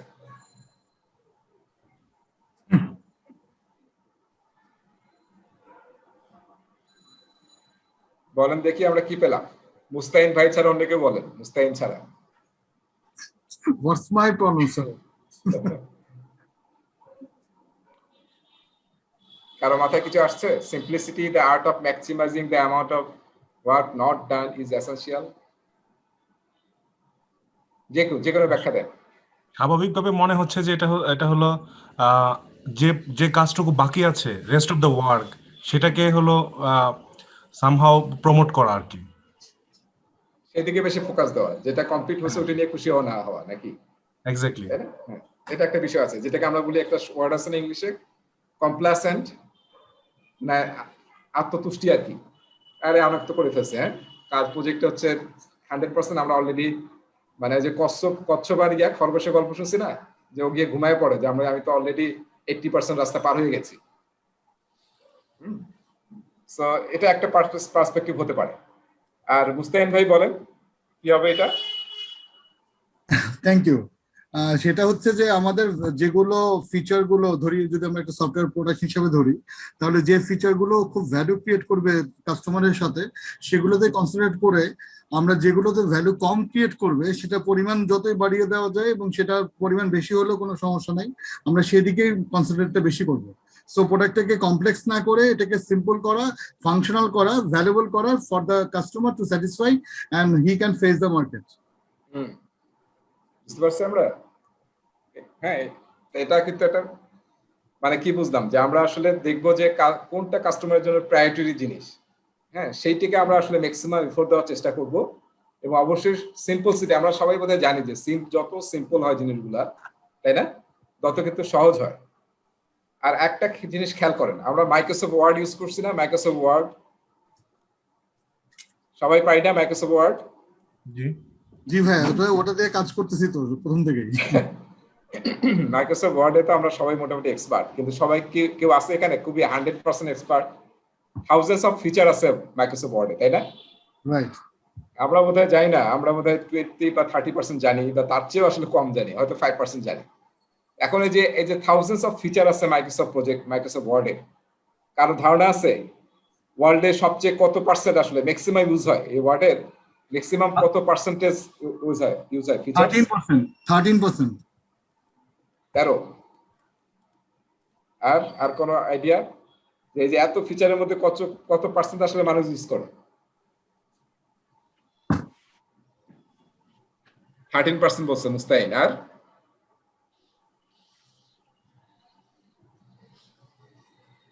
হ্যাঁ, তার মানে কি? তার মানে আসলে একটা মাইক্রোসফট ওয়ার্ডে যে আমরা যে 100% ফিচার তৈরি করছি, তার মধ্যে এটা আসলে 13 একদম কোর ফিচার হচ্ছে 7%। হ্যাঁ, 7 আর 13 টোটাল মিলে 20% এর মতো আসলে ইউজ হয়। তার মধ্যে 7 হচ্ছে একদম সবচেয়ে বেশি ইউজ হয়, 7% ফ্রিকোয়েন্টলি। হ্যাঁ, তার মানে এই 7% কে দেখেন তো, যখন আমরা ওয়ার্ড বানাইছি তখন কি করলে সবচেয়ে বেটার হতো? এই 7% যেটা সবচেয়ে বেশি ইউজ হয়, সবচেয়ে বেশি ইম্পর্টেন্ট ফিচার, সেটা যদি আমরা আগে কাস্টমারকে দিতে পারি তাহলে বেটার হয় না? রাইট। সবচেয়ে প্রায়োরিটি, সবচেয়ে ভ্যালু যেটা ক্রিয়েট করবে, আমাদের ফোকাস থাকবে সেইটাকে সবার আগে ডেলিভারি দেওয়া, সেটাকে ফাইন্ড আউট করা, পয়েন্ট আউট করা, এবং সেটা ডেলিভারি দেওয়া। বুঝতে পারছি আমরা? This is a great principal. কিন্তু এটা অনেক বড় আমরা সব সময় কি করি, যেটা কষ্ট কম হয়, হ্যাঁ কষ্ট কম হয়, খালি অনেক কাজ করি। বললাম তো আজকে সারাদিন আমি অনেক কাজ করছি, আসলে কি কাজের কাজ কিছুই করি না, আসল কাজটাই আমরা অ্যাভয়েড করছি। এবং আপনারা একটু খেয়াল করবেন, যে কাজটা একটু কঠিন বা যে কাজ সবচেয়ে ইম্পর্টেন্ট, দেখবেন যে সেই কাজটা করতে সবসময় ডিলে হয়, খালি প্রোক্রাস্টিনেশন করতেছেন, খালি ঘুরতেছেন আশেপাশে, কিন্তু ওই কাজটাই করতেছেন না। অবশ্য ওই কাজটা আজকের দিনে যদি ওই কাজটাই প্রথমে করতেন, তাহলে হয়তো 80% কাজে হয়ে যেত। বাকি 20% আসলে ফাও কাজ, হ্যাঁ, নট গুড কাজ। ফেসবুকিং করা, একটা চ্যাট করা, একটা কমেন্ট দেওয়া, একটা ছবি তুলে কি যেন ওটাকে বলে সেলফি তুলে একটা পোস্ট করে দেওয়া, এগুলিতে আমরা ব্যস্ত আছি, কিন্তু আসল কাজটা আমরা করতেছি না। ঠিক আছে? আর সিম্পল ভাবে চিন্তা করতে হবে। যত কমপ্লেক্স বানাবেন তত কিন্তু আসলে প্রোডাক্ট মানুষ ইউজ করবে না। বুঝতে পারছি? সো দেখেন, আপনি চিন্তা করেন এই যে অ্যাপেলের প্রোডাক্টগুলো কিরকম হয়। হ্যাঁ, অ্যাপেল যে প্রথম যেটা নিয়ে মার্কেট পুরো তছনছ করে দিল, কি সেটা? আইপড। কেউ দেখছেন আইপড? ইউজ করছেন? ইয়েস ভাইয়া। কিছু আছে এখানে? মানে কিছুই নাই মনে হচ্ছে, যে একটা জাস্ট সিম্পল একটা, হ্যাঁ কিছু তো আছে, মানে মেইন পারপাসটা সার্ভ করতেছে, আমি কেন ওটা কিনলাম সেটুকু আমি পাচ্ছি। I am happy customer with that. ঠিক আছে, ভিতরে অনেক কমপ্লেক্সিটি থাকতে পারে, কিন্তু কাস্টমার যত সিম্পল হবে সেটা কিন্তু তত অ্যাকসেপ্ট করে, রাইট? সো এটা মাথায় রাখতে হবে। আচ্ছা, এরপরে দেখেন, the best architecture requirements designs emerge from self organizing team. এটা কিন্তু একটা বড় কনসেপ্ট অ্যাজাইলের। টিমটাকে সেলফ অর্গানাইজিং হতে হবে। তার মানে কি? সেলফ অর্গানাইজিং মানে হচ্ছে, আমরা আরো পরে ব্যাখ্যা করব, সেলফ অর্গানাইজিং মানে হচ্ছে যে আমরা কেউ আমাদেরকে কাজ অ্যাসাইন করবে না, তুমি এটা করো, তুমি ওইটা করো। ট্রেডিশনাল ইয়াতে কি হয়, ম্যানেজাররা কি করে, তার সাবঅর্ডিনেটদেরকে কি করে, কাজ অ্যাসাইন করে দেয়, ডিরেক্ট করে, সাজেস্ট করে। হ্যাঁ, এই যে তোমার হচ্ছে এই আজকে দিনে হচ্ছে তোমার এই 10টা কাজ, তুমি 10টা কাজ শেষ করে আমার কাছে দেখা করবা। ঠিক আছে? সো আমরা কি করি, অ্যাসাইন করি, আমরা মনিটর করি, তারপর তাকে কন্ট্রোল করার চেষ্টা করি। সো এগুলো হচ্ছে আমাদের ট্রেডিশনাল কনসেপ্ট, কিন্তু আমরা যাচ্ছি সেলফ অর্গানাইজিং টিম। তার মানে আজকে আমাদের কাজ আছে এই 10টা, টিম নিজেই ডিসাইড করবে যে আমি তো যেহেতু এই 10টা কাজের মধ্যে আমি এটাতে এক্সপার্ট, তাহলে let me pick that work for me. তা আমি নিজেকে সাইন আপ করে ফেলবো যে এই কাজটা আমি করবো নিজেই। এটাকে আমি কিন্তু বলতেছিলাম সেলফ অর্গানাইজিং। আমি যখন প্রশ্ন করতেছিলাম যে কে বলবেন, কেউ বলতেছিলেন না। তা আমরা এখন থেকে প্র্যাকটিস করবো কি, সেলফ অর্গানাইজিং। মানে আমি নিজেকে বলবো যে হ্যাঁ আমি করবো এটা, কারণ আমি জানি যে এটা আমি করতে পারবো। আরেকটা আছে, তাহলে আমি এটা নেবো, এটা আছে আমি নেব। আপনারা কেউ ফুটবল খেলা দেখছেন? ফুটবল খেলা দেখেন? আপনি অবশ্যই দেখেন। আচ্ছা, খুব ভালো। আমরা ফুটবলে খেলছি, ফুটবল খেলে না এরকম মানুষ পাওয়া খুব মুশকিল। পুরো ওয়ার্ল্ডে এই পিকচার, সবাই আসলে ফুটবল খেলে। সো আপনি একটু খেয়াল করে দেখেন, আগের যদি ফুটবল খেলা দেখে থাকেন, আগের ওয়ার্ল্ড কাপ গুলা 86, 90s এর, দেখবেন যে স্ট্রাইকারে থাকে, স্ট্রাইকার। আমার মনে আছে যে অনেক স্ট্রাইকার যেমন ব্রাজিল বা আর্জেন্টিনার ছিল, তারা ওই সামনে ক্যানিজিয়া, মনে আছে? Yes sir. ওই সামনে দাঁড়িয়ে খেলতেছে। ক্যারেকা ওই ডি বক্সের আশেপাশে ঘুরতেছে। তাকে নেভার কখনো দেখি নাই।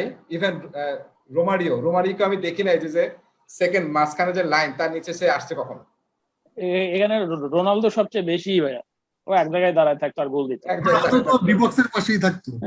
আচ্ছা, এখন চিন্তা কর, এখন আসেন ক্রিস্টিয়ানো রোনালদোর কাছে। ক্রিস্টিয়ানো রোনালদো কিংবা মেসির কথা বলেন, মিডফিল্ড থেকে বল নিয়ে যায়। আপনি খেয়াল করেন তো, প্লেয়াররা কি এখন দেখবেন যে রোনালদো এসে ডিফেন্সও করতেছে না? কারো জায়গায় ফিক্স আছে? সে একবার রাইটে খেলতেছে, একবার লেফটে খেলতেছে, একবার মাঝখানে খেলতেছে, একবার গিয়ে ডিফেন্স করতেছে, একবার গিয়ে স্লাইড করতেছে। কোন স্ট্রাইকারকে স্লাইড করতে দেখছেন 90s এ? যে স্লাইড করে কোনো বল ঠেকাইছে? ও মাই গড, নেভার। ঠিক আছে? তার মানে কি, আমার যখন দরকার আমার টিমের, তখন আমি সেই কাজটা করব। হিগুয়েটার কথা মনে আছে? হিগুয়েটা, রাইট, দা বেস্ট গোলকিপার। হ্যাঁ, মানে অ্যামেজিং গোলকিপার, যিনি আসলে নিজে গোলকিপার ছিল, আবার মাঝে মাঝে বল নিয়ে স্ট্রাইকিংও চলে যেত, এবং গোল কিকও করতো, মানে সরি প্ল্যান্টি কিকও করতো। Right. So self organized team মানে হচ্ছে আমার টিমের যা দরকার আমার গোল অ্যাচিভ করার জন্য, সেইটার জন্য আমার যা করা দরকার আমি করব। আমি স্ট্রাইকার, তাইলে আর পিছনে নামা যাবে না, ডিফেন্ড করা যাবে না। That is not the expectation for the team now. বুঝতে পারছি আমরা সবাই? তখনই আসলে বেস্ট আউটপুট তৈরি হয় একটা টিম থেকে। ঠিক আছে? সো দেখেন, আমরা বলছিলাম যে অ্যাজাইল বা ইয়া কিন্তু অনেক খেলার জিনিস থেকে নেওয়া আছে। হ্যাঁ, আচ্ছা, তারপর লাস্টের প্রিন্সিপালটা পড়ি আমরা। At regular intervals, the team reflects on how to become more effective, then tunes and adjust its behavior accordingly. কি বুঝলাম? কে বলে নাই? সে বলেন। সবাই বলছি আমরা? সবাই বলছি নাকি? হ্যাঁ, আরিফ কি বাসায় আসছেন নাকি অবস্থা বাইরে? এই যে ভাই ঢুকতেছে ভাই। আচ্ছা, তাহলে তো আপনার কাছে এখনো শোনা যাচ্ছে। আর কে আছে? আচ্ছা, বা আরিফ বলতে বললে বলেন। at regular intervals, the team reflect on how to become more effective, then tunes and adjust its behavior accordingly. হ্যাঁ, মানে কি? মানে একটা রেগুলার ইন্টারভেলে টিমের রিফ্লেকশনটা প্রথমে বের করতে হবে বা সামনে নিয়ে আসতে হবে, দেন এটা অনুযায়ী আমাদেরকে টিউনিং করতে হবে। হুম, তার মানে এটাকে আমরা সংক্ষেপে কি বলতে পারি? কন্টিনিউয়াস কিসের চেষ্টা এটা? Continuous improvement. কন্টিনিউয়াস ইমপ্রুভমেন্টের চেষ্টা। মানে হ্যাঁ, জি, এবং আমরা আসলে কি করতেছি? ইন্সপেক্ট এন্ড অ্যাডাপ্ট করতেছি। কি করতেছি?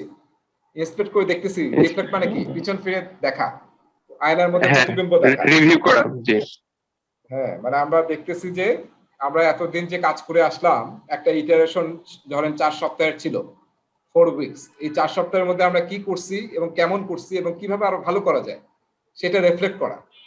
ঠিক আছে? এটাকে আমরা বলি কি? রেট্রোস্পেকশন বলি, যদি আত্মসমালোচনা বলা হয়। আর এটাকে অ্যাজাইলে বলা হয় রেট্রোস্পেকটিভ। ঠিক আছে? পিছনে আমরা কি করছি সেটাকে আসলে পিছন ফিরে ঘুরে দেখা যায়, what we did good, well and what we did wrong. এই জন্য 3টা ডাব্লিউ একটু মনে রাখেন। 3টা ডাব্লিউ, হোয়াট ওয়েন্ট ওয়েল, এই যে 4 সপ্তাহে আমরা কি ভালো করছি, আর একটা হচ্ছে হোয়াট ওয়েন্ট রং, এই 4 সপ্তাহে আমরা কি কি খারাপ করছি বা এমন কোনো কাজ করছি যেটা কোনো ভ্যালু অ্যাড করে নাই। সো সেটাকে আমরা রিফ্লেক্ট করব, ইন্সপেক্ট করব, করার পরে আমি অ্যাডাপ্ট করব, টিউন এন্ড কি অ্যাডজাস্ট বললেন করব। আরেকবার একটু রিপিট ভাইয়া, হোয়াট হোয়েন? হ্যাঁ, হোয়াট ওয়েন্ট রং, আর একটা হচ্ছে হোয়াট ওয়েন্ট ওয়েল। ওয়েল। ঠিক আছে? So 3W। হ্যাঁ, আর আমরা অ্যাজাইলে এটা দেখবো, এটাকে স্ক্রামে স্পেশালি বলা হয় এটা রেট্রোস্পেক্টিভ। এবং অ্যাজাইল স্ক্রামের অনেক শব্দ লোকজন এখন সব অ্যাজাইল মেথোডোলজি ইউজ করে। রেট্রোস্পেক্টিভ এমন একটা শব্দ হয়ে গেছে যেটা আসলে সবাই ইউজ করে এখন। আচ্ছা, আমরা তাহলে 12টা প্রিন্সিপাল এবং 4টা ভ্যালুস আলোচনা করলাম এবং অনেক সময় নিয়ে নিলাম আমি। কারো কোনো কোশ্চেন আছে কিনা?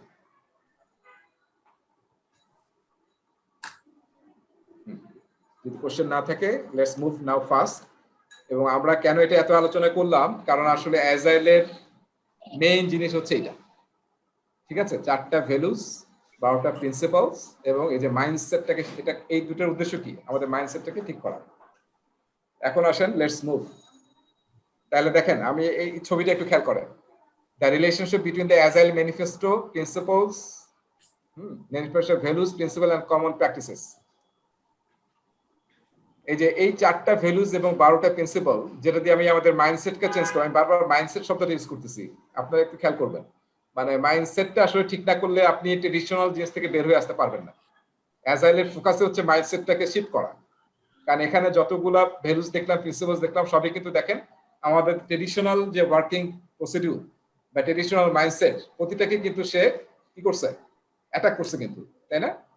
সো এখন থেকে আপনি যখন অ্যাজাইল কথা বলবেন, অ্যাজিলিটির কথা চিন্তা করবেন, আপনার personal agility, company organization agility কিংবা প্রজেক্ট অ্যাজিলিটি, অলওয়েজ এই কয়েকটা জিনিস, এই মাইন্ডসেটটাকে আপনাকে সেট করতে হবে। সো এই ভ্যালুজ এবং প্রিন্সিপাল আমাকে হেল্প করবে আমার মাইন্ডসেট সেট করার জন্য। ওয়ার্ল্ডে এখন প্রায় 100+ বিভিন্ন ফ্রেমওয়ার্কস এবং মেথোডোলজিস আছে অ্যাজাইল রিলেটেড। অ্যাজাইলের এই 4টা ভ্যালু এবং প্রিন্সিপালকে ফলো করে প্রায় 100+ প্র্যাকটিসেস বা মেথোডোলজিস বা ফ্রেমওয়ার্ক আছে প্রজেক্ট ম্যানেজমেন্টের জন্য কিংবা অর্গানাইজেশনাল অ্যাজিলিটি ক্রিয়েট করার জন্য। সবগুলোরই হার্ট হচ্ছে this 3: mindset, 4 values and 12 principles. এবং লাস্টের কথাটা দেখেন, লাস্টের কথাটা এটা এখানে ছোট দেখা যাচ্ছে, আমি পরের স্লাইডে যাই, একটু বড় আছে, দেখেন তো। লাস্টের কথা খুবই ইম্পর্টেন্ট। রায়হানে বলেন লাস্টের কথাটা কি? এই যে এখানে আমি বড় করে লিখে দিয়েছি পার্পল কালারে। Agile is a mindset defined by values, guided by principles, and manifested through many different practices. Agile practitioners select practices based on their needs. ঠিক আছে, বুঝতে পারছি আমরা। তাহলে আমাদের কিন্তু মাইন্ডসেটটা আসলে ঠিক করতে হবে, এই এতক্ষণ পর্যন্ত যে আমরা আলোচনা করলাম। আর একটা কথা আমি শুরুতেই বলেছিলাম যে অ্যাজাইল কিন্তু হঠাৎ করে আসে নাই। অ্যাজাইল আসলে এই যে লিন বলছিলাম, মেইনলি লিনের বিভিন্ন আইডিয়া নিয়েছে, আপনারা বোধহয় সবাই জানেন লিন থিঙ্কিং বা লিন ম্যানেজমেন্ট, হ্যাঁ, যেটা অনেকগুলো প্রিন্সিপাল আছে, সেটা কিন্তু আসলে ম্যানুফ্যাকচারিং থেকে আসছে, স্পেশালি টয়টা, ফ্রম টয়টা।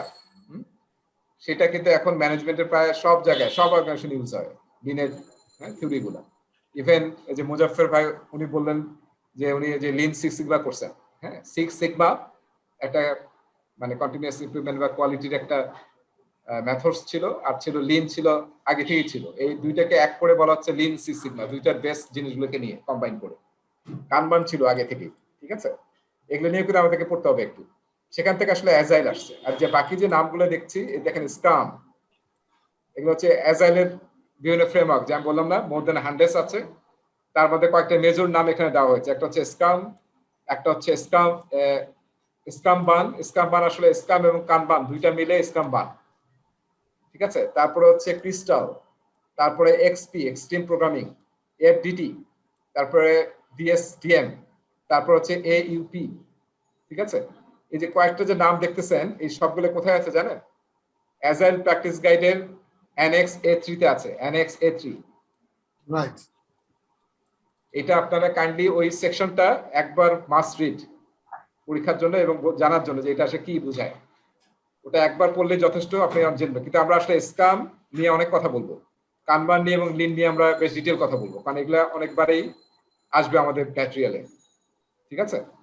আর বাকিগুলো নিয়ে আপনারা একটু কাইন্ডলি, আমি কি বললাম, অ্যানেক্স A3 সেখানে একবার পড়ে নেবেন। পেজ নাম্বার আমি বলতে পারছি না এই মুহূর্তে, মনে নাই। পেজ নাম্বার হচ্ছে 99 99 থেকে বোধহয় 114 পৃষ্ঠা পর্যন্ত। অ্যাডাল্ট বুকের 99। হ্যাঁ, ঠিক আছে। আচ্ছা, আর আমরা এখন যে টপিকটা পড়তেছি এটা অ্যাজাইল প্র্যাকটিস গাইড থেকে পড়তেছি, অ্যাজাইল প্র্যাকটিস গাইডের 2 নম্বর চ্যাপ্টার পড়তেছি, ঠিক আছে। আচ্ছা, তাহলে আসলে কোনটা আমরা মেইনলি ফোকাস করব? বিইং অ্যাজাইল নাকি ডুইং অ্যাজাইল? প্রথমে বিং অ্যাজাইল। হ্যাঁ, তাহলে মেইন প্রথম কাজ কি? The correct way is agile implement করার কারেক্ট হচ্ছে আগে নিজেদেরকে অ্যাজাইল হতে হবে, দেন আর যদি না করে আমরা কোনো একটা স্ক্রাম ইউজ করা শুরু করি, যে কোনো একটা ফ্রেমওয়ার্ক শুরু করি যে অ্যাজাইলটা খুব ভালো জিনিস, তাহলে আমরা চলো স্ক্রাম ইউজ করি, সেটা কিন্তু ইনএফেক্টিভ হবে যদি আপনার টিমের মাইন্ডসেট ঠিক না হয়। কারণ দেখবেন আমরা আরো পড়তে পড়তে গিয়ে বুঝতে পারবেন যে যদি আমরা মাইন্ডসেট ঠিক না করি তাহলে অ্যাজাইলের অনেক কিছু ফেল করবে। হ্যাঁ, যেটা আসলে অনেক অর্গানাইজেশন হঠাৎ করে ভাবে যে অ্যাজাইল তো ফ্যান্টাস্টিক জিনিস, লেটস স্টার্ট, হ্যাঁ, কালকে থেকে অ্যাজাইল। সো তখন কিন্তু আপনার কি হবে, যে মাইন্ডসেট যদি আপনি ঠিক না করেন, ভ্যালুজ আমাদের দেখেন আমাদের লাইফে কিন্তু আমাদের মূল্যবোধগুলোকে আমাদেরকে ড্রাইভ করে, তাই না? আপনি ভালো মানুষ না খারাপ মানুষ, কি আমাদের যে মূল্যবোধগুলো আমরা প্র্যাকটিস করি সেটা আমাদের কালচার থেকে আসুক, ফ্যামিলি থেকে আসুক, সোসাইটি থেকে বা রিলিজন থেকে আসুক, সেগুলি কিন্তু আমাদেরকে ড্রাইভ করে অ্যাজ এ হিউম্যান বিইং, ঠিক আছে। এবং আমাদের দেশকেও কিন্তু তাই, আমাদের দেশের লোকজন বেশিরভাগ মাইন্ডসেট কি, যে আমরা সুযোগ পেলে চুরি করি, তাই না, বা সুযোগ পেলে ফাঁকি দিই, মানে আমাদের একটা টেন্ডেন্সি, কাজ না করার একটা টেন্ডেন্সি, ফাঁকি দেওয়ার একটা টেন্ডেন্সি, অল্পে তুষ্টি একটা টেন্ডেন্সি আমাদের। আমরা তো জানি তাই না যে আমরা আসলে করাপশনে হয়তো কি অলওয়েজ নাম্বার 1 থেকে 5-এর মধ্যে, আবার অল্পে সন্তুষ্টিতে পিপল আর হ্যাপি, হ্যাপিনেসে আমরা কোথায় আছি জানেন? হ্যাপিনেসে কিন্তু আমরা ওয়ার্ল্ডের নাম্বার 1 কিংবা 2 হব যদি আমাদের কিছুই নাই, কিন্তু আমাদের মানুষটা অল্পে কিন্তু হ্যাপি। সেইটা হচ্ছে আমাদের খেয়াল রাখতে হবে যে আমাদের আসলে প্রথমে being agile then doing agile, এবং শুধু বিইং অ্যাজাইল ডুইং অ্যাজাইল হলে হবে না, being agile and you have to know how to do the agile, সেটা ভালো মতো জানতে হবে, না জেনে এমনি প্র্যাকটিস করলে হবে না।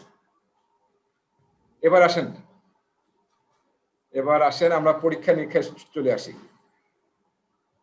প্রশ্ন দেখতে পাচ্ছেন সবাই? Which of the following statements best describe the agile manifesto? Answer কি হবে? রাজু আহমেদ বলেন এই 4টার মধ্যে কোনটা কারেক্ট অ্যান্সার? একটু সময় নেন, সবাই চিন্তা করেন।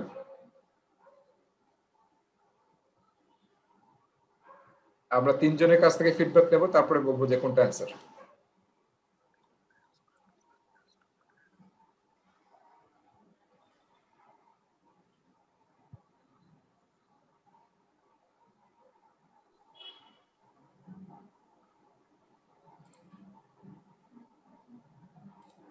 আমার তো সি মনে হচ্ছে ভাইয়া, it contains values that establish agile mindset.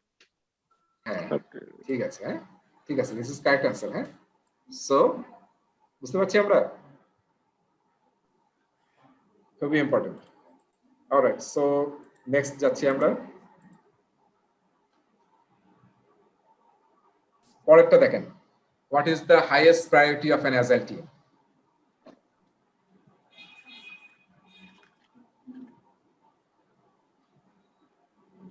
You have an answer?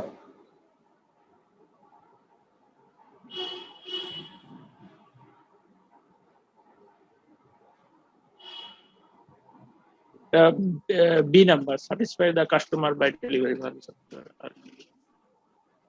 আর কোনো মত আছে? D, using interaction to effectively plan the project. আপনার অ্যান্সার সবসময় খুঁজতে হবে চারটার মধ্যে হুইচ ওয়ান ইজ বেস্ট, শুধু কারেক্ট না, এখানে প্রায় সব অ্যান্সারই কারেক্ট, কিন্তু আপনাকে বেস্ট ওয়ান চুজ করতে হবে। এখানে হাইস্ট প্রায়োরিটি বলছে, সেক্ষেত্রে হাইস্ট তো কাস্টমার স্যাটিসফ্যাকশনই হাইস্ট আমার কাছে মনে হয়। আমার কাছে সি মনে হচ্ছে, changes even late in development. আমরা সবসময় কি বলতেছি, ভ্যালু কাস্টমার স্যাটিসফ্যাকশন, ভ্যালু আসলে মেইন, তাই না? ভ্যালু সবকিছুকে ড্রাইভ করতে হবে, বাকি সবকিছু কিন্তু ট্রু আছে, কিন্তু আমরা আসলে এই চারটার মধ্যে বেস্ট কোনটা? B. I think B is the best. হ্যাঁ আচ্ছা ভাই, আমরা হ্যাঁ আরেক বলেন। হ্যাঁ, এই অ্যাজাইল টিম নিয়ে কিন্তু আমরা কথা বলছিলাম, এখানে প্রায়োরিটি সেই ক্ষেত্রে কিন্তু আমার মনে হচ্ছে সি হবে। আমরা মাইন্ডসেট সেট করতে যাচ্ছি, আমরা যে চেঞ্জ রিকোয়ারমেন্ট গুলো আসতেছে সেগুলো যেন ওয়েলকাম করতে পারি, সেক্ষেত্রে আমার কাছে মনে হচ্ছে সি। হ্যাঁ ঠিক আছে, এটা আসলে মানে স্যাটিসফাইং দ্য কাস্টমার, এটা আমাদের টিমেরও মেইন তো প্রায়োরিটি থাকতে হবে। এটা ঠিক আছে, যদি আমরা কাস্টমার রিলেটেড কোনো কোশ্চেন করতাম বা প্রজেক্টের ভ্যালু নিয়ে বা প্রজেক্টের আউটকাম নিয়ে করতাম, তাহলে 2 নম্বরটা ঠিক ছিল আমার কাছে। সরি, আমার কাছে যেটা মনে হলো। ঠিক আছে, হ্যাঁ আমাদের যে টিমটা অ্যাজাইল প্রজেক্টে কাজ করবে সেটাকে আমরা বলছি অ্যাজাইল টিম, কিন্তু সবকিছু আসলে ড্রাইভ করবে আপনার কাস্টমার, ড্রাইভ করবে আসলে কাস্টমারের প্রোডাক্ট, কাস্টমারের ভ্যালু। ঠিক আছে, আর বাকি এগুলো তো আমরা এইটাকে করার জন্যই কিন্তু আমরা বাকিগুলো করবো, চেঞ্জ নেব, ইটারেশন করবো ইফেক্টিভলি, এবং প্রায়োরিটি কাজগুলো করবো আগে। ঠিক আছে, কিন্তু ড্রাইভ করবে ওইটা ভ্যালুস। আচ্ছা, এরপরে আসি নেক্সটটা।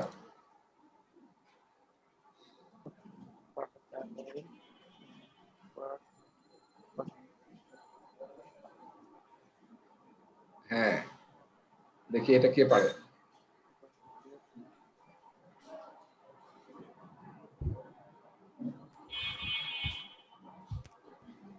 ভাই এটা সি হবে না, এটা 1 number A, it contain the final version of all features.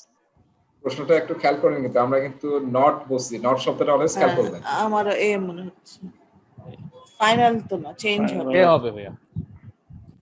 ঠিক আছে, অনেক সময় কিন্তু এই যে এইগুলা যদি মিস করে ফেলেন, যে নট দেখেন নাই, তাহলে তো এই যে মনে হবে যে অন্যগুলো কারেক্ট আছে। সো আমরা জানি যে অ্যাজাইল কি ইনক্রিমেন্টাল এবং ইটারেটিভ হয়, তাহলে তো ফাইনাল ভার্সন পেতে তো সময় লাগবে, আবার চেঞ্জ আমরা জানি না যে বিজনেস কখন চেঞ্জ দিবে। ঠিক আছে, সো আমাদের 1 নম্বর হবে আমাদের আনসার। আচ্ছা, এবার আসেন একটু বড় প্রশ্ন।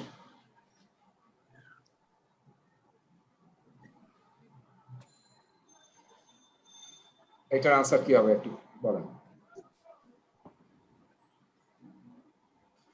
এ নাম্বার ভাইয়া, face to face conversation.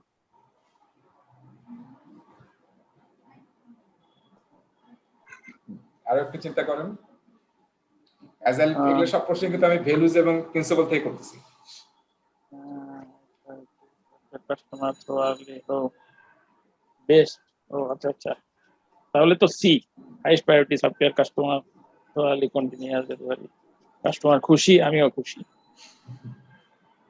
Situation, এখানে সিচুয়েশনটা দেখতে হবে, সিচুয়েশনটা আসলে প্রায়োরিটি সিচুয়েশন। কারণ এটা তো টিম না। আর কোন? মুজাফফর, আপনার কি আনসার? বি হবে। হ্যাঁ, বি হবে। মিনহাজ বলল কি বি হবে এখানে ভাইয়া? মুজাফফর কি বললেন? ভাই আমি পড়তেছি। আচ্ছা করতেছেন। অলরাইট, সো দেখেন আমাদের কিন্তু মেইন হবে এটা, ঠিক এই আছে? হবে Motivated team, give them environment and support need, task them to get the job done. Empowerment, এটা কিন্তু অ্যাজেলে একটা বড় প্র্যাকটিস, এটা নিয়ে আমরা সামনে আলোচনা করব। সেলফ অর্গানাইজিং, তারপরে ক্রস ফাংশনাল, তারপরে সেলফ ম্যানেজমেন্ট, ম্যানেজ টিম, এই ধরনের ব্যাপারগুলো কিন্তু খুব important অ্যাজেলে।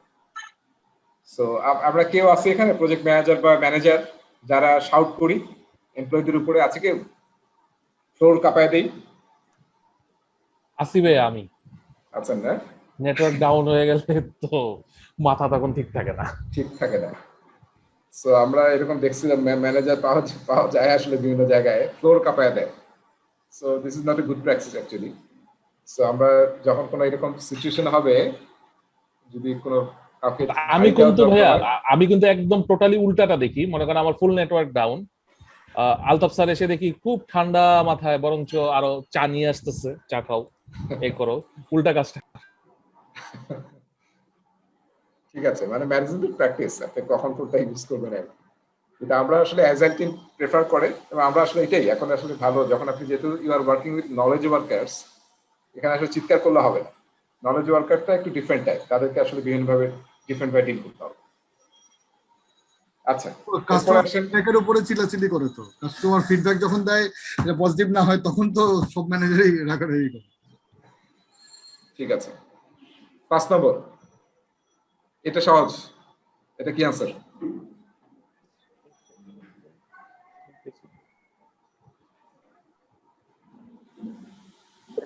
Maximising the work not done. ঠিক আছে, অলরাইট। সো আমরা আমাদের এক্সারসাইজ সাথে ডান হয়ে গেল। কয়টা বাজে? আমি ঘড়ি দেখতে পাচ্ছি না, 9:24 বাজে দেখতেছি। 9:30। আচ্ছা ভাই, হ্যাঁ বলেন। 4 নাম্বার কোশ্চেন যেটা ছিল, এটাতে আমরা কতক্ষণ সময় আমাদের ইউজ করা উচিত? কোশ্চেনটা অনেক বড় ছিল, সিনারিও বেসড। ও আচ্ছা, আপনার শোনেন, পরীক্ষায় আসলে টোটাল টাইম কত জানি আমরা, মনে আছে কারো? আমি বলছিলাম 420 মিনিট, এই যে 4 ঘন্টা 230 মিনিট। 230 মিনিট। 230 মিনিট। কয়টা প্রশ্ন? 180। ঠিক আছে, তার মানে এটাকে যদি আমরা ভাগ করি তাহলে 72 সেকেন্ড, 77 থেকে 78 সেকেন্ড হয়। ঠিক আছে, এক একটা কোশ্চেনের জন্য। এটা ফিক্স না যে মানে এত সেকেন্ড পরে অন্য প্রশ্নে চলে যাবেন, এটা না, কিন্তু আপনি মানে এর চেয়ে বেশি টাইম দিলে পরে আবার সাফার করবেন আর কি। কোনো কোশ্চেনে অ্যান্সার দিতে আসলে হয়তো আপনার 5 থেকে 10 সেকেন্ড লাগবে, আবার কোনো যেমন আগের 4 নম্বর প্রশ্ন অনেক বড় ছিল, পড়তেই তো আমাদের 1 মিনিট লাগতেছে। আবার মুজাফফর যেমন বললো যে এখনো পড়া শেষ হয় নাই। ঠিক আছে, আমারও পড়া শেষ হয়েছিল না। হ্যাঁ, কিন্তু আপনাকে খেয়াল রাখতে হবে যে আপনার আসলে টোটাল 230 মিনিটস, তার মানে এক একটা প্রশ্নে আসলে আপনাকে এরকম সময় দেওয়া দরকার। কোথাও যদি বেশি সময় লেগে যায় তাহলে অন্যটাতে আপনি কভার করার চেষ্টা করবেন। ঠিক আছে, ওকে, থ্যাংক ইউ। আচ্ছা, এবার আসেন আমরা আরেকটা স্লাইড ওপেন করি, এটা একটু ক্লোজ করতেছি। স্লাইডটা আপনাদেরকে আমি দেই নাই, স্লাইডটা আমার ক্লাস শেষে আজকে আমি দিয়ে দেবো। ভাই এটা কি ওই হ্যান্ড নোটে কি আছে ভাইয়া? হ্যান্ড নোট বলতে যেটা আমরা হার্ড কপিটা নিয়েছি, প্রিন্ট কপি, সেখানে কি এটা আছে? ওটাতে নাই, ওটাতে তো পিএমআইটা আমি ডাইরেক্টলি দিয়েছি। পিএমআই এটা মানে স্টুডেন্ট ম্যানুয়ালেও আলোচনা নাই, আবার আপনার স্লাইডের মধ্যেও নাই। কিন্তু আমি বলছি যে 4-5টা ক্লাস তাই ফাউন্ডেশনাল পড়াবো। এই সব জিনিসগুলো না শিখলে আপনার পরে আসলে সমস্যা পড়বো আর কি আমরা। ভাই একটা কোশ্চেন ছিল, সেটা হলো ওই যে আপনি অ্যানেক্সের কথা বললেন, যেখানে অ্যাজাইলের স্ক্রাম বা অন্য যে সাব পার্ট গুলো ছিল, এই যে ডিএসডিএম এই জিনিসগুলো ছিল, সেটা অ্যানেক্সে কোন অ্যানেক্সে আছে বললেন? হ্যাঁ, অ্যাজাইল প্র্যাকটিস গাইডের A3 অ্যানেক্স A3 পেজ নম্বর বোধহয় একজন বললো 99 থেকে 114, 114 পেজ নাম্বার। ঠিক আছে, আচ্ছা আমরা আসলে আমরা কিভাবে ক্লাস নেবো? আমরা কি মাঝখানে ব্রেক টেক নেবো? যেমন মাঝখানে 10 মিনিট ব্রেক নিয়ে তারপর আবার 9টা থেকে 10টা পর্যন্ত করলাম, এরকম কিছু করবো নাকি করবো? একটা হাইজিন ব্রেক হলে ভালো হয় ভাইয়া। হ্যাঁ, বায়ো ব্রেক, হাইজিন ব্রেক, কত ব্রেক আছে নাকি কি করবেন? আমরা এটা করলে মানে বেটার হয়, নাহলে আমি দেখতেছি যে ক্লাস অনেক হঠাৎ করে যে 1.5 ঘন্টা টানা নিচ্ছি, এটা আমার মনে হয় 2 ঘন্টা করে ক্লাস যদি প্রতিদিন না নেই তাহলে আসলে শেষ করা টাফ হয়ে যায়, পরে নিজেরা একটু হাঁপায় যায়। আর 2 ঘন্টা করলে একটু ব্রেক দরকার, 1.5 ঘন্টা করলে ব্রেক না হলেও চলে। আচ্ছা, তাহলে আজকে আমরা আর 10 মিনিট নিয়ে শেষ করি আজকে, হ্যাঁ? আর আমরা একটু চিন্তা করি যে কি করা যায়, আমরা কি এরকম করবো যে মাঝখানে ব্রেক নিয়ে আবার 10টা পর্যন্ত চালাবো, নাকি আসলে আমরা টানা 1.5 ঘন্টা এবং আর একটু বাড়ায় শেষ করলাম, আর কি এরকম করা যায় কি চিন্তা করেন, আমরা কালকে নেক্সট ক্লাসে ফিডব্যাক নেব।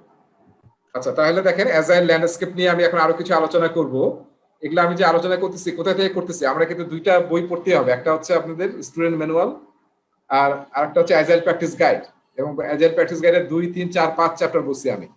তাহলে আমরা কিন্তু গত ক্লাসে মনে আসছে যখন আমরা ইটারেটিভ ইনক্রিমেন্টাল হাইব্রিড পড়েছিলাম, সেটা কিন্তু কভার করছিল অ্যাজাইল প্র্যাকটিস গাইডের চ্যাপ্টার 3। ঠিক আছে, সবাই একটু খেয়াল করবেন একটু, সেটা হচ্ছে যে আমি খুবই প্রায়োরিটি দেই, হ্যাঁ, সবাইকে একটু চাপ দেওয়ার চেষ্টা করি, পরে হয়তো আমি আর বলবো না, কিন্তু আপনারা যদি ফলো করেন তাহলে ভালো হবে। সেটা হচ্ছে যে মানে যখন ক্লাসে আমি একটা টপিক পড়াবো এবং আমি বলে দিচ্ছি কোথা থেকে কি পড়াচ্ছি, এর মাঝখানে ক্লাসটা শেষ হওয়ার পরেই আপনি প্রেজেন্টেশন স্লাইডটা দেখে নেবেন, আর আমি যেখান থেকে পড়াইছি সেটা একটু দেখে নেবেন। ঠিক আছে, তার মানে আমি চাচ্ছি যে আমার সাথে সাথে কমপক্ষে আমরা যা পড়াচ্ছি slide, student manual, agile practice guide বা পিএমবকের কিছু কিছু অংশ, সেটা যাতে আমি মানে আপনারা আমার সাথে কভার করে ফেলেন একবার। কন্টেন্ট যদি হ্যাঁ ভাই আজাইলের কোনো চ্যাপ্টার পড়া শেষ হয়ে গেছে, যেমন বললেন হ্যাঁ চ্যাপ্টার 3 3 শেষ, 2 শেষ। হ্যাঁ ভাই আমি তো মনে করছিলাম আগের দিন 3 শেষ করছি, আমি তো মনে করছি শুরুই হয় নাই। না শুরু না, অনেক কিছু শেষ করে ফেলতেছি, মানে বোঝা যাচ্ছে না নাকি? এবং আমরা পিএমবকের 1 নম্বর চ্যাপ্টারও শেষ করছি, হ্যাঁ, এবং পিএমবকের 1 নম্বর চ্যাপ্টারে কিন্তু এগুলো আছে যে আমি যেটা পড়াইছি গত ক্লাসে। মানে আজাইলের কয়টা আমরা শেষ করছি ভাইয়া? 3, 2, 1 2 আর 3 1 চ্যাপ্টার কিছু না, 1 চ্যাপ্টার জাস্ট ইন্ট্রোডাকশন, দরকার নেই। চ্যাপ্টার 2 এবং 3 কথাটা আমরা রিলেভেন্ট একটা কোশ্চেন করতে যাচ্ছিলাম।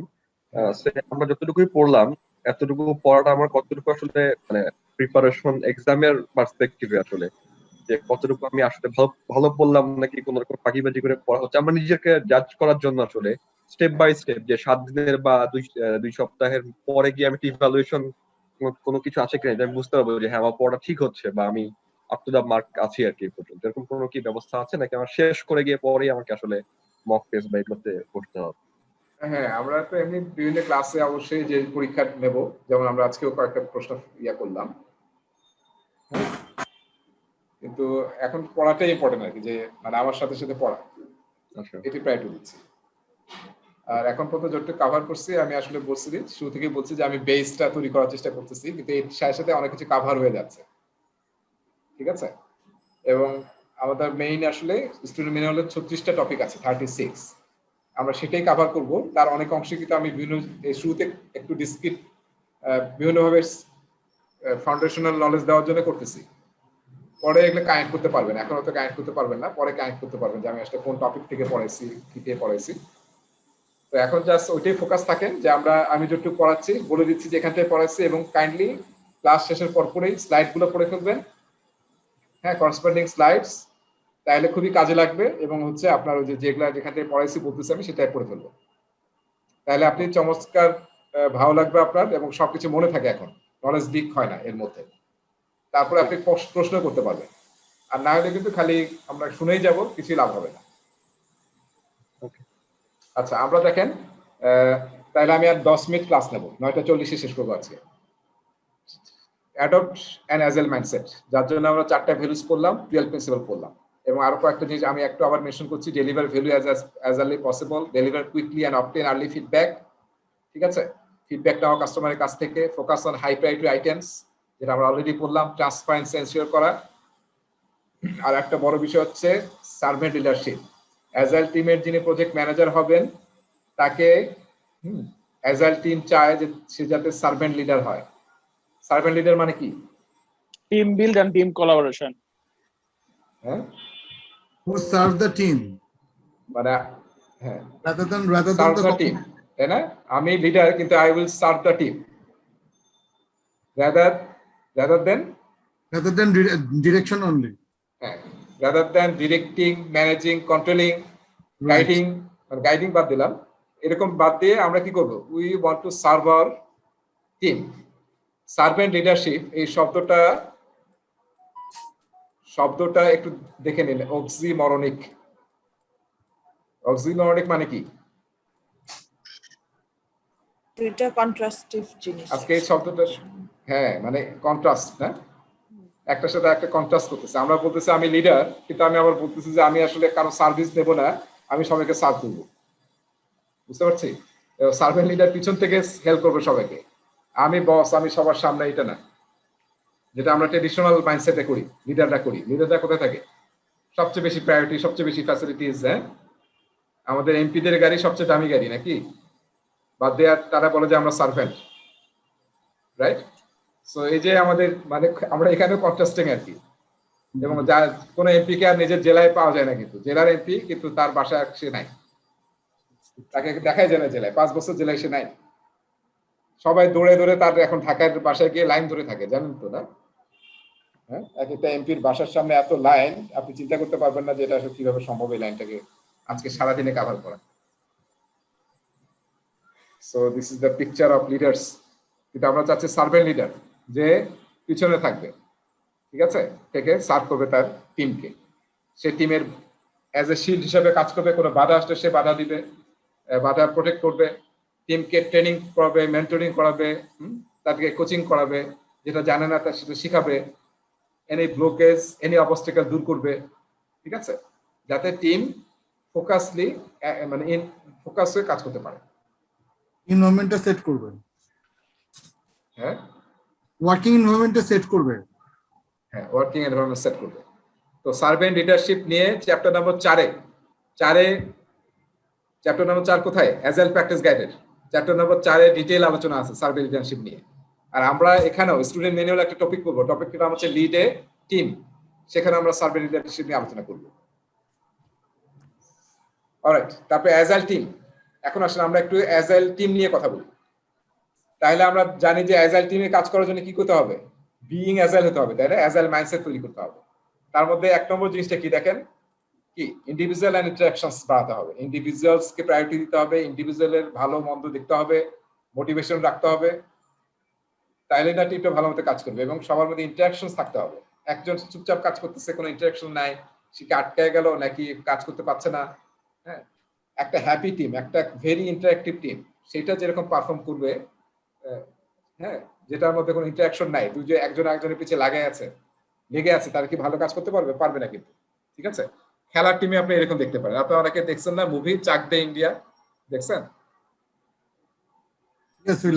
হ্যাঁ, দেখছেন না? শাহরুখ খানের ফ্যান তো বহুত আছে এখানে নাকি?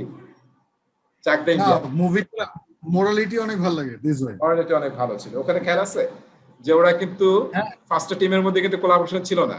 সবচেয়ে ভালো যে প্লেয়ার ছিল সে ঠিকমতো খেলেই না, ঠিকমতো সাপোর্টই দেয় না, তাই না? কোচকে কোনো হেল্প করে না, টিমকে হেল্প করতে দূরের কথা, রাইট? তারপরে কি হলো? তারপরে দেখেন ওই যে একটা হোটেলে গিয়ে মারামারি হলো, তাই না? রেস্টুরেন্টে গিয়ে হওয়ার পরে তাদের মধ্যে এমন কোলাবোরেশন বাড়লো, ইন্ডিয়ার ছেলেদের টিম আর মেয়েদের টিম খেলায় তারা অলমোস্ট ছেলেদেরকে হারিয়ে দিচ্ছিল। মনে আছে আপনাদের? So motivation can do miracle, তাই না? টিমের মধ্যে যদি এরকম কোহেসিভনেস থাকে, সলিডারিটি থাকে। সো অ্যাজ আ টিম কিন্তু চাই এরকম টিম, ঠিক আছে, যেটা আসলে একদম সলিডারিটি থাকবে, ইউনিটি থাকবে, 100% ডেডিকেটেড টিম হতে হবে। এরকম প্রজেক্ট টিম নিয়ে কাজ করা যাবে না যারা 3-4টা প্রজেক্টে একসাথে কাজ করতেছে। আমি এখানে করি এ প্রজেক্টে, বি প্রজেক্টে, সি প্রজেক্টে, তাহলে আসলে এটা ডেডিকেটেড টিম না। অ্যাজ আ টিম চাই ডেডিকেটেড টিম। আমার এই প্রজেক্টে যে 10 জন বা 20 জন বা 50 জনকে দিচ্ছি, তারা যাতে ডেডিকেটেড এই প্রজেক্টে কাজ করে। তাহলে আসলে কি হয়, ডেডিকেটেডলি যখন একটা টিম কাজ করে তখন কি হয়? টিমের মধ্যে কোহেসিভনেস বাড়ে না? আপনারা খেয়াল করছেন, কেউ বার্সেলোনার খেলা দেখেন? বার্সেলোনা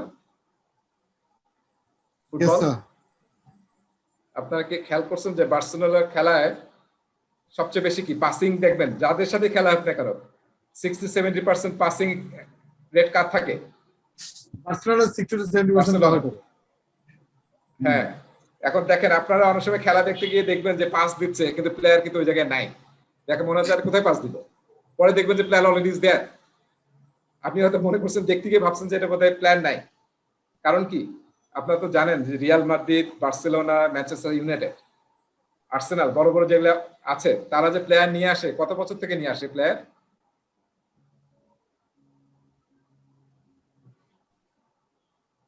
মেসি বার্সেলোনায় কত বছর বয়সে আসছে? আন্ডার 13 নয় 6 তো এরকম। 16 মিসেস ভাইবা কে বলতে পারবেন? 16 প্লাস 16 এ কন্টাক্ট করেছিল আরো আগে 13 থেকে কন্টাক্ট 13 মনে হয় 13 থেকে 13 এ অপারেশন হয়েছিল, তখন থেকে কন্টাক্ট করেছে, তারপর থেকে 16 থেকে খেলে। হ্যাঁ, তারপরে 9 থেকে 13 এরকম বোধহয় আমি শুনছিলাম যে 9 বা 13 থেকে, হ্যাঁ, একদম জুনিয়র টিমে চলে আসছিল। তাহলে এই যে এরা খেলতেছে একসাথে এতদিন ধরে, পিকে বলেন, তারপরে মেসি বলেন, হ্যাঁ, এই যে সবাই যে এতদিন ধরে খেলতেছে একদম, তাহলে বলেন তাদের বডি ল্যাঙ্গুয়েজ আমরা জানবো না যে কে কোথায় আছে? বডি ল্যাঙ্গুয়েজ দিয়ে কিন্তু বুঝতে পারবো, দেখতেও হবে না আমাকে, বুঝতে পারছি? সো অ্যাজ আ টিম কিন্তু এরকম একটা টিমটা যারা আসলে লং টার্ম কাজ করবে, তাহলে টিমটা আসলে অনেক বড় বড় কাজ করতে পারবে, অনেক প্রোডাক্টিভিটি হাই হবে, ঠিক আছে? টিম সাইজ, এরপরে আসেন অ্যাজাইল টিমের সাইজ। অ্যাজাইল টিমের সাইজটা আসলে ছোট ছোট টিম হবে। কিরকম ছোট? যে টিমটা আসলে নট মোর দ্যান, আমরা বলি অনেক সময় 7, একদম ওইরকম গাইডলাইন নাই, 7 ± 2 এরকম ছোট ছোট টিম হবে, কিংবা 9 ± 2, হ্যাঁ, 9 জন কিংবা 11 জন এরকম ছোট ছোট টিম হবে। এই দেখেন যে খেলা ফুটবল 11 টিম, কেন ক্রিকেট টিমে কি আপনারা এখন একটা ভিডিও দেখছেন, সেটা একটা ভিডিও দেখলাম যে 11 জন একটা টিমে আছে আর অন্য টিমে বোধহয় 40-50 জন। তারপর দেখতেছি যে এই যে 11 জনের টিমটাই জিততেছে। কারণ কি বুঝতেছেন? মানে খুব বড় লোকজন, বেশি লোকজন নিয়ে আসলে যে কাজ হবে এরকম কিন্তু না। মানে দেখা যাচ্ছে একটা রিসার্চ থেকে দেখা গেছে যে টিমের সাইজ যদি ছোট হয় তাহলে আসলে টিমটা আরো প্রোডাক্টিভ কাজ করতে পারে। এটা আসলে পিএম এর একটা গাইডলাইন, এইভাবে সেটা হচ্ছে ট্রানজিশনের রেকমেন্ডেশনের মধ্যে কি কি টাইপ থাকবে, হ্যাঁ, সেগুলো আমরা। আচ্ছা, এটা কি কোনো কিছু কেউ কি কথা বলতেছে আমরা নাকি কেউ কোনো প্রশ্ন করলাম? ভাই টিম সাইজ নিয়ে আমি একটা মানে ইনফরমেশন শেয়ার করতে চাই। সেটা হচ্ছে অ্যামাজনের জেফ বেজোস বলছিল যে টিম সাইজটা হলো যে এরকম 2টা পিজা দিয়ে আর কি আপনার টিম সার্ভ করা যায়, ওই সাইজটাই হলো টিম সাইজ। হ্যাঁ, এটাকে বলা হয় two pizza team size. 2 pizza team, 2টা পিৎজা দিয়ে যদি একটা টিমকে খাওয়ানো যায়, পেট ভরে যায় তাদের, তাহলে সেইটাই হচ্ছে টিম সাইজ, বুঝছেন? কিন্তু ওটা একাও লাগবে, যদি আমার একা লাগে 2টা একজনে খাই ফেললে সেটা কি একটা টিম? কি জানি, আপনি কি বেশি খান নাকি একবারে পিৎজা? খুব বেশি না, খুব বেশি খান না, আচ্ছা ঠিক আছে, ওকে। মানে এটা বুঝতে পারছি, এটাকে বলা হয় 2 পিৎজা টিম সাইজ, মানে রুল 2 পিৎজা রুল বা 2 পিৎজা টিম। সো এটাও কিন্তু অ্যাজাইল প্র্যাকটিস করে। সো কেন আসলে টিম সাইজ ছোট হলে ভালো? কারণ ওই যে কোলাবোরেশন, কোহেসিভনেস, সলিডারিটি খুব সহজে থাকে আসলে, এই জন্য আসলে এটা বলা হয়। তার মানে বড় প্রজেক্ট হলে তাহলে কি করবেন? যেখানে 1000 লোক দরকার, কি করবেন? তার মানে হ্যাঁ, ছোট ছোট টিম বানাবেন। এটাকে আমরা বলি team of teams, team of teams. আর স্ক্রাম এটাকে বলে স্ক্রাম অফ স্ক্রামস, ঠিক আছে? এরকম আসলে আছে। আবার সেফ নামে একটা মেথড আছে, সেখানে আবার অন্য নাম বলা হয়। আচ্ছা, আরেকটা দেখেন, এই পেজটা দিয়ে আমরা শেষ করছি। Cross functional team members. Cross functional team member মানে কি? মানে আমরা যে বললাম যে আমাদের 11 জনের টিম হবে, এখন বলতেছে ক্রস ফাংশনাল টিম মেম্বারস মানে কি? ক্রস ফাংশনাল টিম মানে কি, কারো আইডিয়া? ডিফারেন্ট হরাইজন থেকে বা ডিফারেন্ট ডোমেইনের মেম্বার গুলো এখানে থাকবে, সবার সাথে সবার একটা ডিফারেন্ট মাল্টিডিসিপ্লিনারি থেকে আসবে আর কি, সবাই একই না, যেমন মানে 5 জনে আইটি এরকম না। হ্যাঁ, তার মানে দেখেন আমরা এমনি ক্রস ফাংশনাল শব্দটা খুব ইউজ করি, যে আমাদের ইভেন্ট প্রজেক্ট টিম হলেই আসলে ক্রস ফাংশনাল হতে হয়, না তো কাজ করা সম্ভব না, তাই না? কারণ বিভিন্ন টিম, ওই যে আমরা বললাম যে আমাদের প্রথমেই বলছিলাম আমি যে সব টিম সাইলো, তাহলে আপনি যদি ক্রস বর্ডার না করেন তাহলে আসলে প্রজেক্ট সাকসেসফুল করা যাবে না। মার্কেটিং এর প্রজেক্ট, এখন আইটি টিম কাজ করবে ধরে, তাহলে কি কাজ করবে কিভাবে? তাহলে ক্রস ফাংশনাল হতে হবে, মার্কেটিং এর লোকজন লাগবে, আবার কিছু প্রকিউরমেন্টের লোকজন লাগবে, আবার আইটির লোকজন লাগবে, রাইট, সেলসের লোকজন লাগবে, সবাইকে কোলাবোরেটে নিয়ে আসতে হবে। সেটা হচ্ছে ক্রস ফাংশনাল বলি আমরা, ট্রেডিশনাল আমাদের ম্যানেজমেন্ট কনসেপ্ট। অ্যাজাইলের ক্রস ফাংশনাল কনসেপ্টটা একটু ডিফারেন্ট, খেয়াল করেন একটু সবাই। সেটা হচ্ছে যে আমি যে ছোট টিমটা বানাবো 9 জন বা 11 জনের, সেই টিমটা নিজেরাই ক্যাপেবল হবে যে দায়িত্বটা সে নিছে ওইটা ডেলিভারি দেওয়া। এর বাইরে আমার কোনো স্কিল বা কোনো লোকের দরকার নাই। যে ধরনের স্কিল দরকার, ক্যাপাবিলিটি দরকার, কম্পিটেন্সি দরকার, আমি যে কাজটা নেব অ্যাজ এ টিম, সেইটা ডেলিভারি দেওয়ার ফুল স্কিল সেট আমার কাছে আছে। সেটা হচ্ছে cross functional team as a. ঠিক আছে? আচ্ছা, এরপরে আসেন জেনারেলাইজ স্পেশালাইজড। জেনারেলাইজ অথবা জেনারেলাইজিং স্পেশালিস্ট, এবং আমি পরে লিখছি আই শেপ টি শেপ। এখানে একটা ম্যাসিভ একটা কনসেপ্ট আছে আমাদের। কি কনসেপ্ট? আই শেপ মানে কি? এই যে আই এরকম না, আর টিটা কিরকম? ঠিক আছে, আমরা অ্যাজাইল টিম প্রেফার করছি এমন মানুষজন যারা আই শেপ না। আই শেপ মানে হচ্ছে আমি একটাতেই স্কিলড, আর কোনো কিছু আমি পারি না। ঠিক আছে, আমি একটাই পারি, আর কিছুই পারি না। আমার একটাতে ডিপ নলেজ আছে, কিন্তু আর কোনো কিছু আমি জানি না। আর এটা কিন্তু হচ্ছে I shape people, I shape resource, I type skill resource. আর টি মানে কি? তার মানে আমার একটাতে, এখানে একটু সবাই লিখে রাখেন বা আমাদের সামনে পাবো আমরা, সেটা হচ্ছে একটাতে আমাদের কি ডেপথ অফ নলেজ আছে, ডেপথ অফ নলেজ। কিন্তু আরো বাকি কয়েকটা বিষয়ে আমাদের ব্রেডথ অফ নলেজ আছে। সবাই বুঝতে পারছি? অ্যাজাইল টি প্রেফার করে সেই ধরনের মানুষ। কোন টাইপের? আই শেপ না টি শেপ? টি শেপ। এখন দেখেন, এটা কিন্তু আমাদের একটা ম্যাসিভ মাইন্ডসেট চেঞ্জ। আমরা যত সাইলোস দেখি এখনকার অর্গানাইজেশন গুলা, মার্কেটিং এর অর্গানাইজেশনে ডিপার্টমেন্টে কি মার্কেটিং ছাড়া অন্য ব্যাকগ্রাউন্ডের লোকজন থাকে? না, নট ইউজুয়ালি। আইটি, হ্যাঁ, ইউজুয়ালি থাকে না। ইউজুয়ালি থাকে না। আমরা জেনারেল সেন্সে কথা বলছি। তার মানে কি, অ্যাজাইল টিম বলতেছে জেনারেলাইজ বা জেনারেলাইজিং স্পেশালিস্ট। তার মানে আমি টি শেপের লোকজন যাচ্ছি, তারা একটাতে ডেপথ অফ নলেজ থাকবে আর অন্য কিছুতে জেনারেলাইজ আমাদের স্কিল থাকবে। সেটাকে আমরা বলতেছি টি শেপ মানুষ। এরকম মানুষ হলেই কিন্তু আসলে আমরা ক্রস ফাংশনাল হতে পারবো, তাই না? তার মানে আসলে আমাদের টিমের বাইরে যেতে হবে না, কারণ আমরা সবাই মোটামুটি কাজ পারি। তার মানে একজন যদি ট্রেডিশনাল প্রজেক্ট কেন অনেক সময় সাফার করে, যে আমার স্পপ আছে। স্পপ মানে কি? স্পপ শব্দটার অর্থ কি? শব্দ না, এটা আসলে কি বলবো এটাকে, সিঙ্গেল পয়েন্ট অফ ফেলুর। আপনার টিমে যদি একজনই স্কিল একটা বিষয় জানে আর কেউ জানে না, তাহলে কি হবে? এই লোকটা যদি অসুস্থ হয়, চাকরি যদি ছেড়ে দেয়, হ্যাঁ, আজকের মুড খারাপ, সবার প্রোডাক্টিভিটি সবসময় সব থাকে না, তাহলে কি হবে? Full team will suffer. কিন্তু যদি আমার জেনারেলাইজ টিম হয়, তাহলে কি হবে? তাহলে এই লোকটা নাই বা এই লোকটা অসুস্থ, তাহলে আমরা আরেকজন দায়িত্বটা কাজটা চালিয়ে নিতে পারবো, আটকে থাকবে না কাজটা। ঠিক আছে? সো আমরা কি চাচ্ছি? টি শেপ লোকজন চাচ্ছি। সবাইকে বুঝতে পারছি? আই শেপ এবং টি শেপ। আমরা মনে হয় আমাদের এখানে বেশিরভাগ লোকের জন্য টি শেপ, মানে আমরা কিন্তু একটা শেপের, বাংলাদেশের কালচারটা এরকম, বা আমরা গরিব দেশে তো আমাদের অনেক স্কিল শিখতে হয়। বাইরে দেখবেন যে শুধু একটা জানে সে সেটাই জানে, এর বাইরে সে কিছুই জানে আছে না? কি ভাই? যে হ্যাঁ, আমরা যদি এখন জিজ্ঞাসা করি যে কি, যেখানে একটা দেশের নাম যদি বলেন, একটা দেশের নাম বলেন তো। উগান্ডা। ইন্দোনেশিয়া।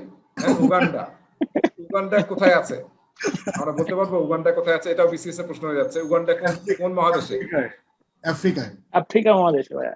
আর কোন ইয়ে আছে দক্ষিণ আমেরিকায় নাকি এশিয়ায়? উগান্ডা দক্ষিণ আমেরিকায়। উগান্ডা আফ্রিকা মহাদেশ না? আর কারো, মানে আপনি তো আফ্রিকা বললেন, আর কেউ? ইস্ট আফ্রিকা ভাই। ইস্ট আফ্রিকা আরো ডিটেইল নাকি? এই প্রশ্নটা যদি এখন আমেরিকানদের করেন, তাই দেখবেন যে কোনো অ্যান্সার নাই। মেবি, আমি জানি না এখন কি অবস্থা। এরকম শুনছি আর কি, যে আমরা তো জানি যে একটাতে তারা স্কিল হয়, বাকিগুলো কিন্তু হয় না। কিন্তু আমরা গরিব দেশে তো আমরা নানান কিছু আমাদের শিখতে হয় সার্ভাইভ করার জন্য। জি ভাই, এটা ট্রু। আমি এটা যেহেতু আছি এখানে বলতে পারি এটা ট্রু। হ্যাঁ, সো দেখেন অ্যাজাইল টিম কিন্তু এই যে গরিব দেশের কিন্তু প্র্যাকটিস করা শুরু করছে, যে ভাই এখন আই শেপ হলে হবে না, আমাদের কিন্তু টি শেপ হতে হবে। এই যে ফোর্থ ইন্ডাস্ট্রিয়াল রেভলিউশন যে আমরা বলতেছি, এখানে ইউরোপিয়ান ইউনিয়ন একটা ম্যানিফেস্টো দিয়েছে আর কি, যে আমাদের স্কিল সেট বা কম্পিটেন্সি কিরকম হওয়া দরকার এই ফোর্থ রেভলিউশনে সার্ভাইভ করার জন্য। সেখানে প্রায় 21টা বোধহয় স্কিলের নাম আছে, তার মধ্যে প্রায় অধিকাংশই আছে আইটি। হ্যাঁ, আইটির আপনার অনেক কিছু জানতে হবে, নাহলে আসলে আপনি এখন যে ওয়ার্কফোর্স চাচ্ছে ওয়ার্ল্ড, সেটা আপনি পারবেন না সেই ওয়ার্কফোর্সে কাজ করার জন্য।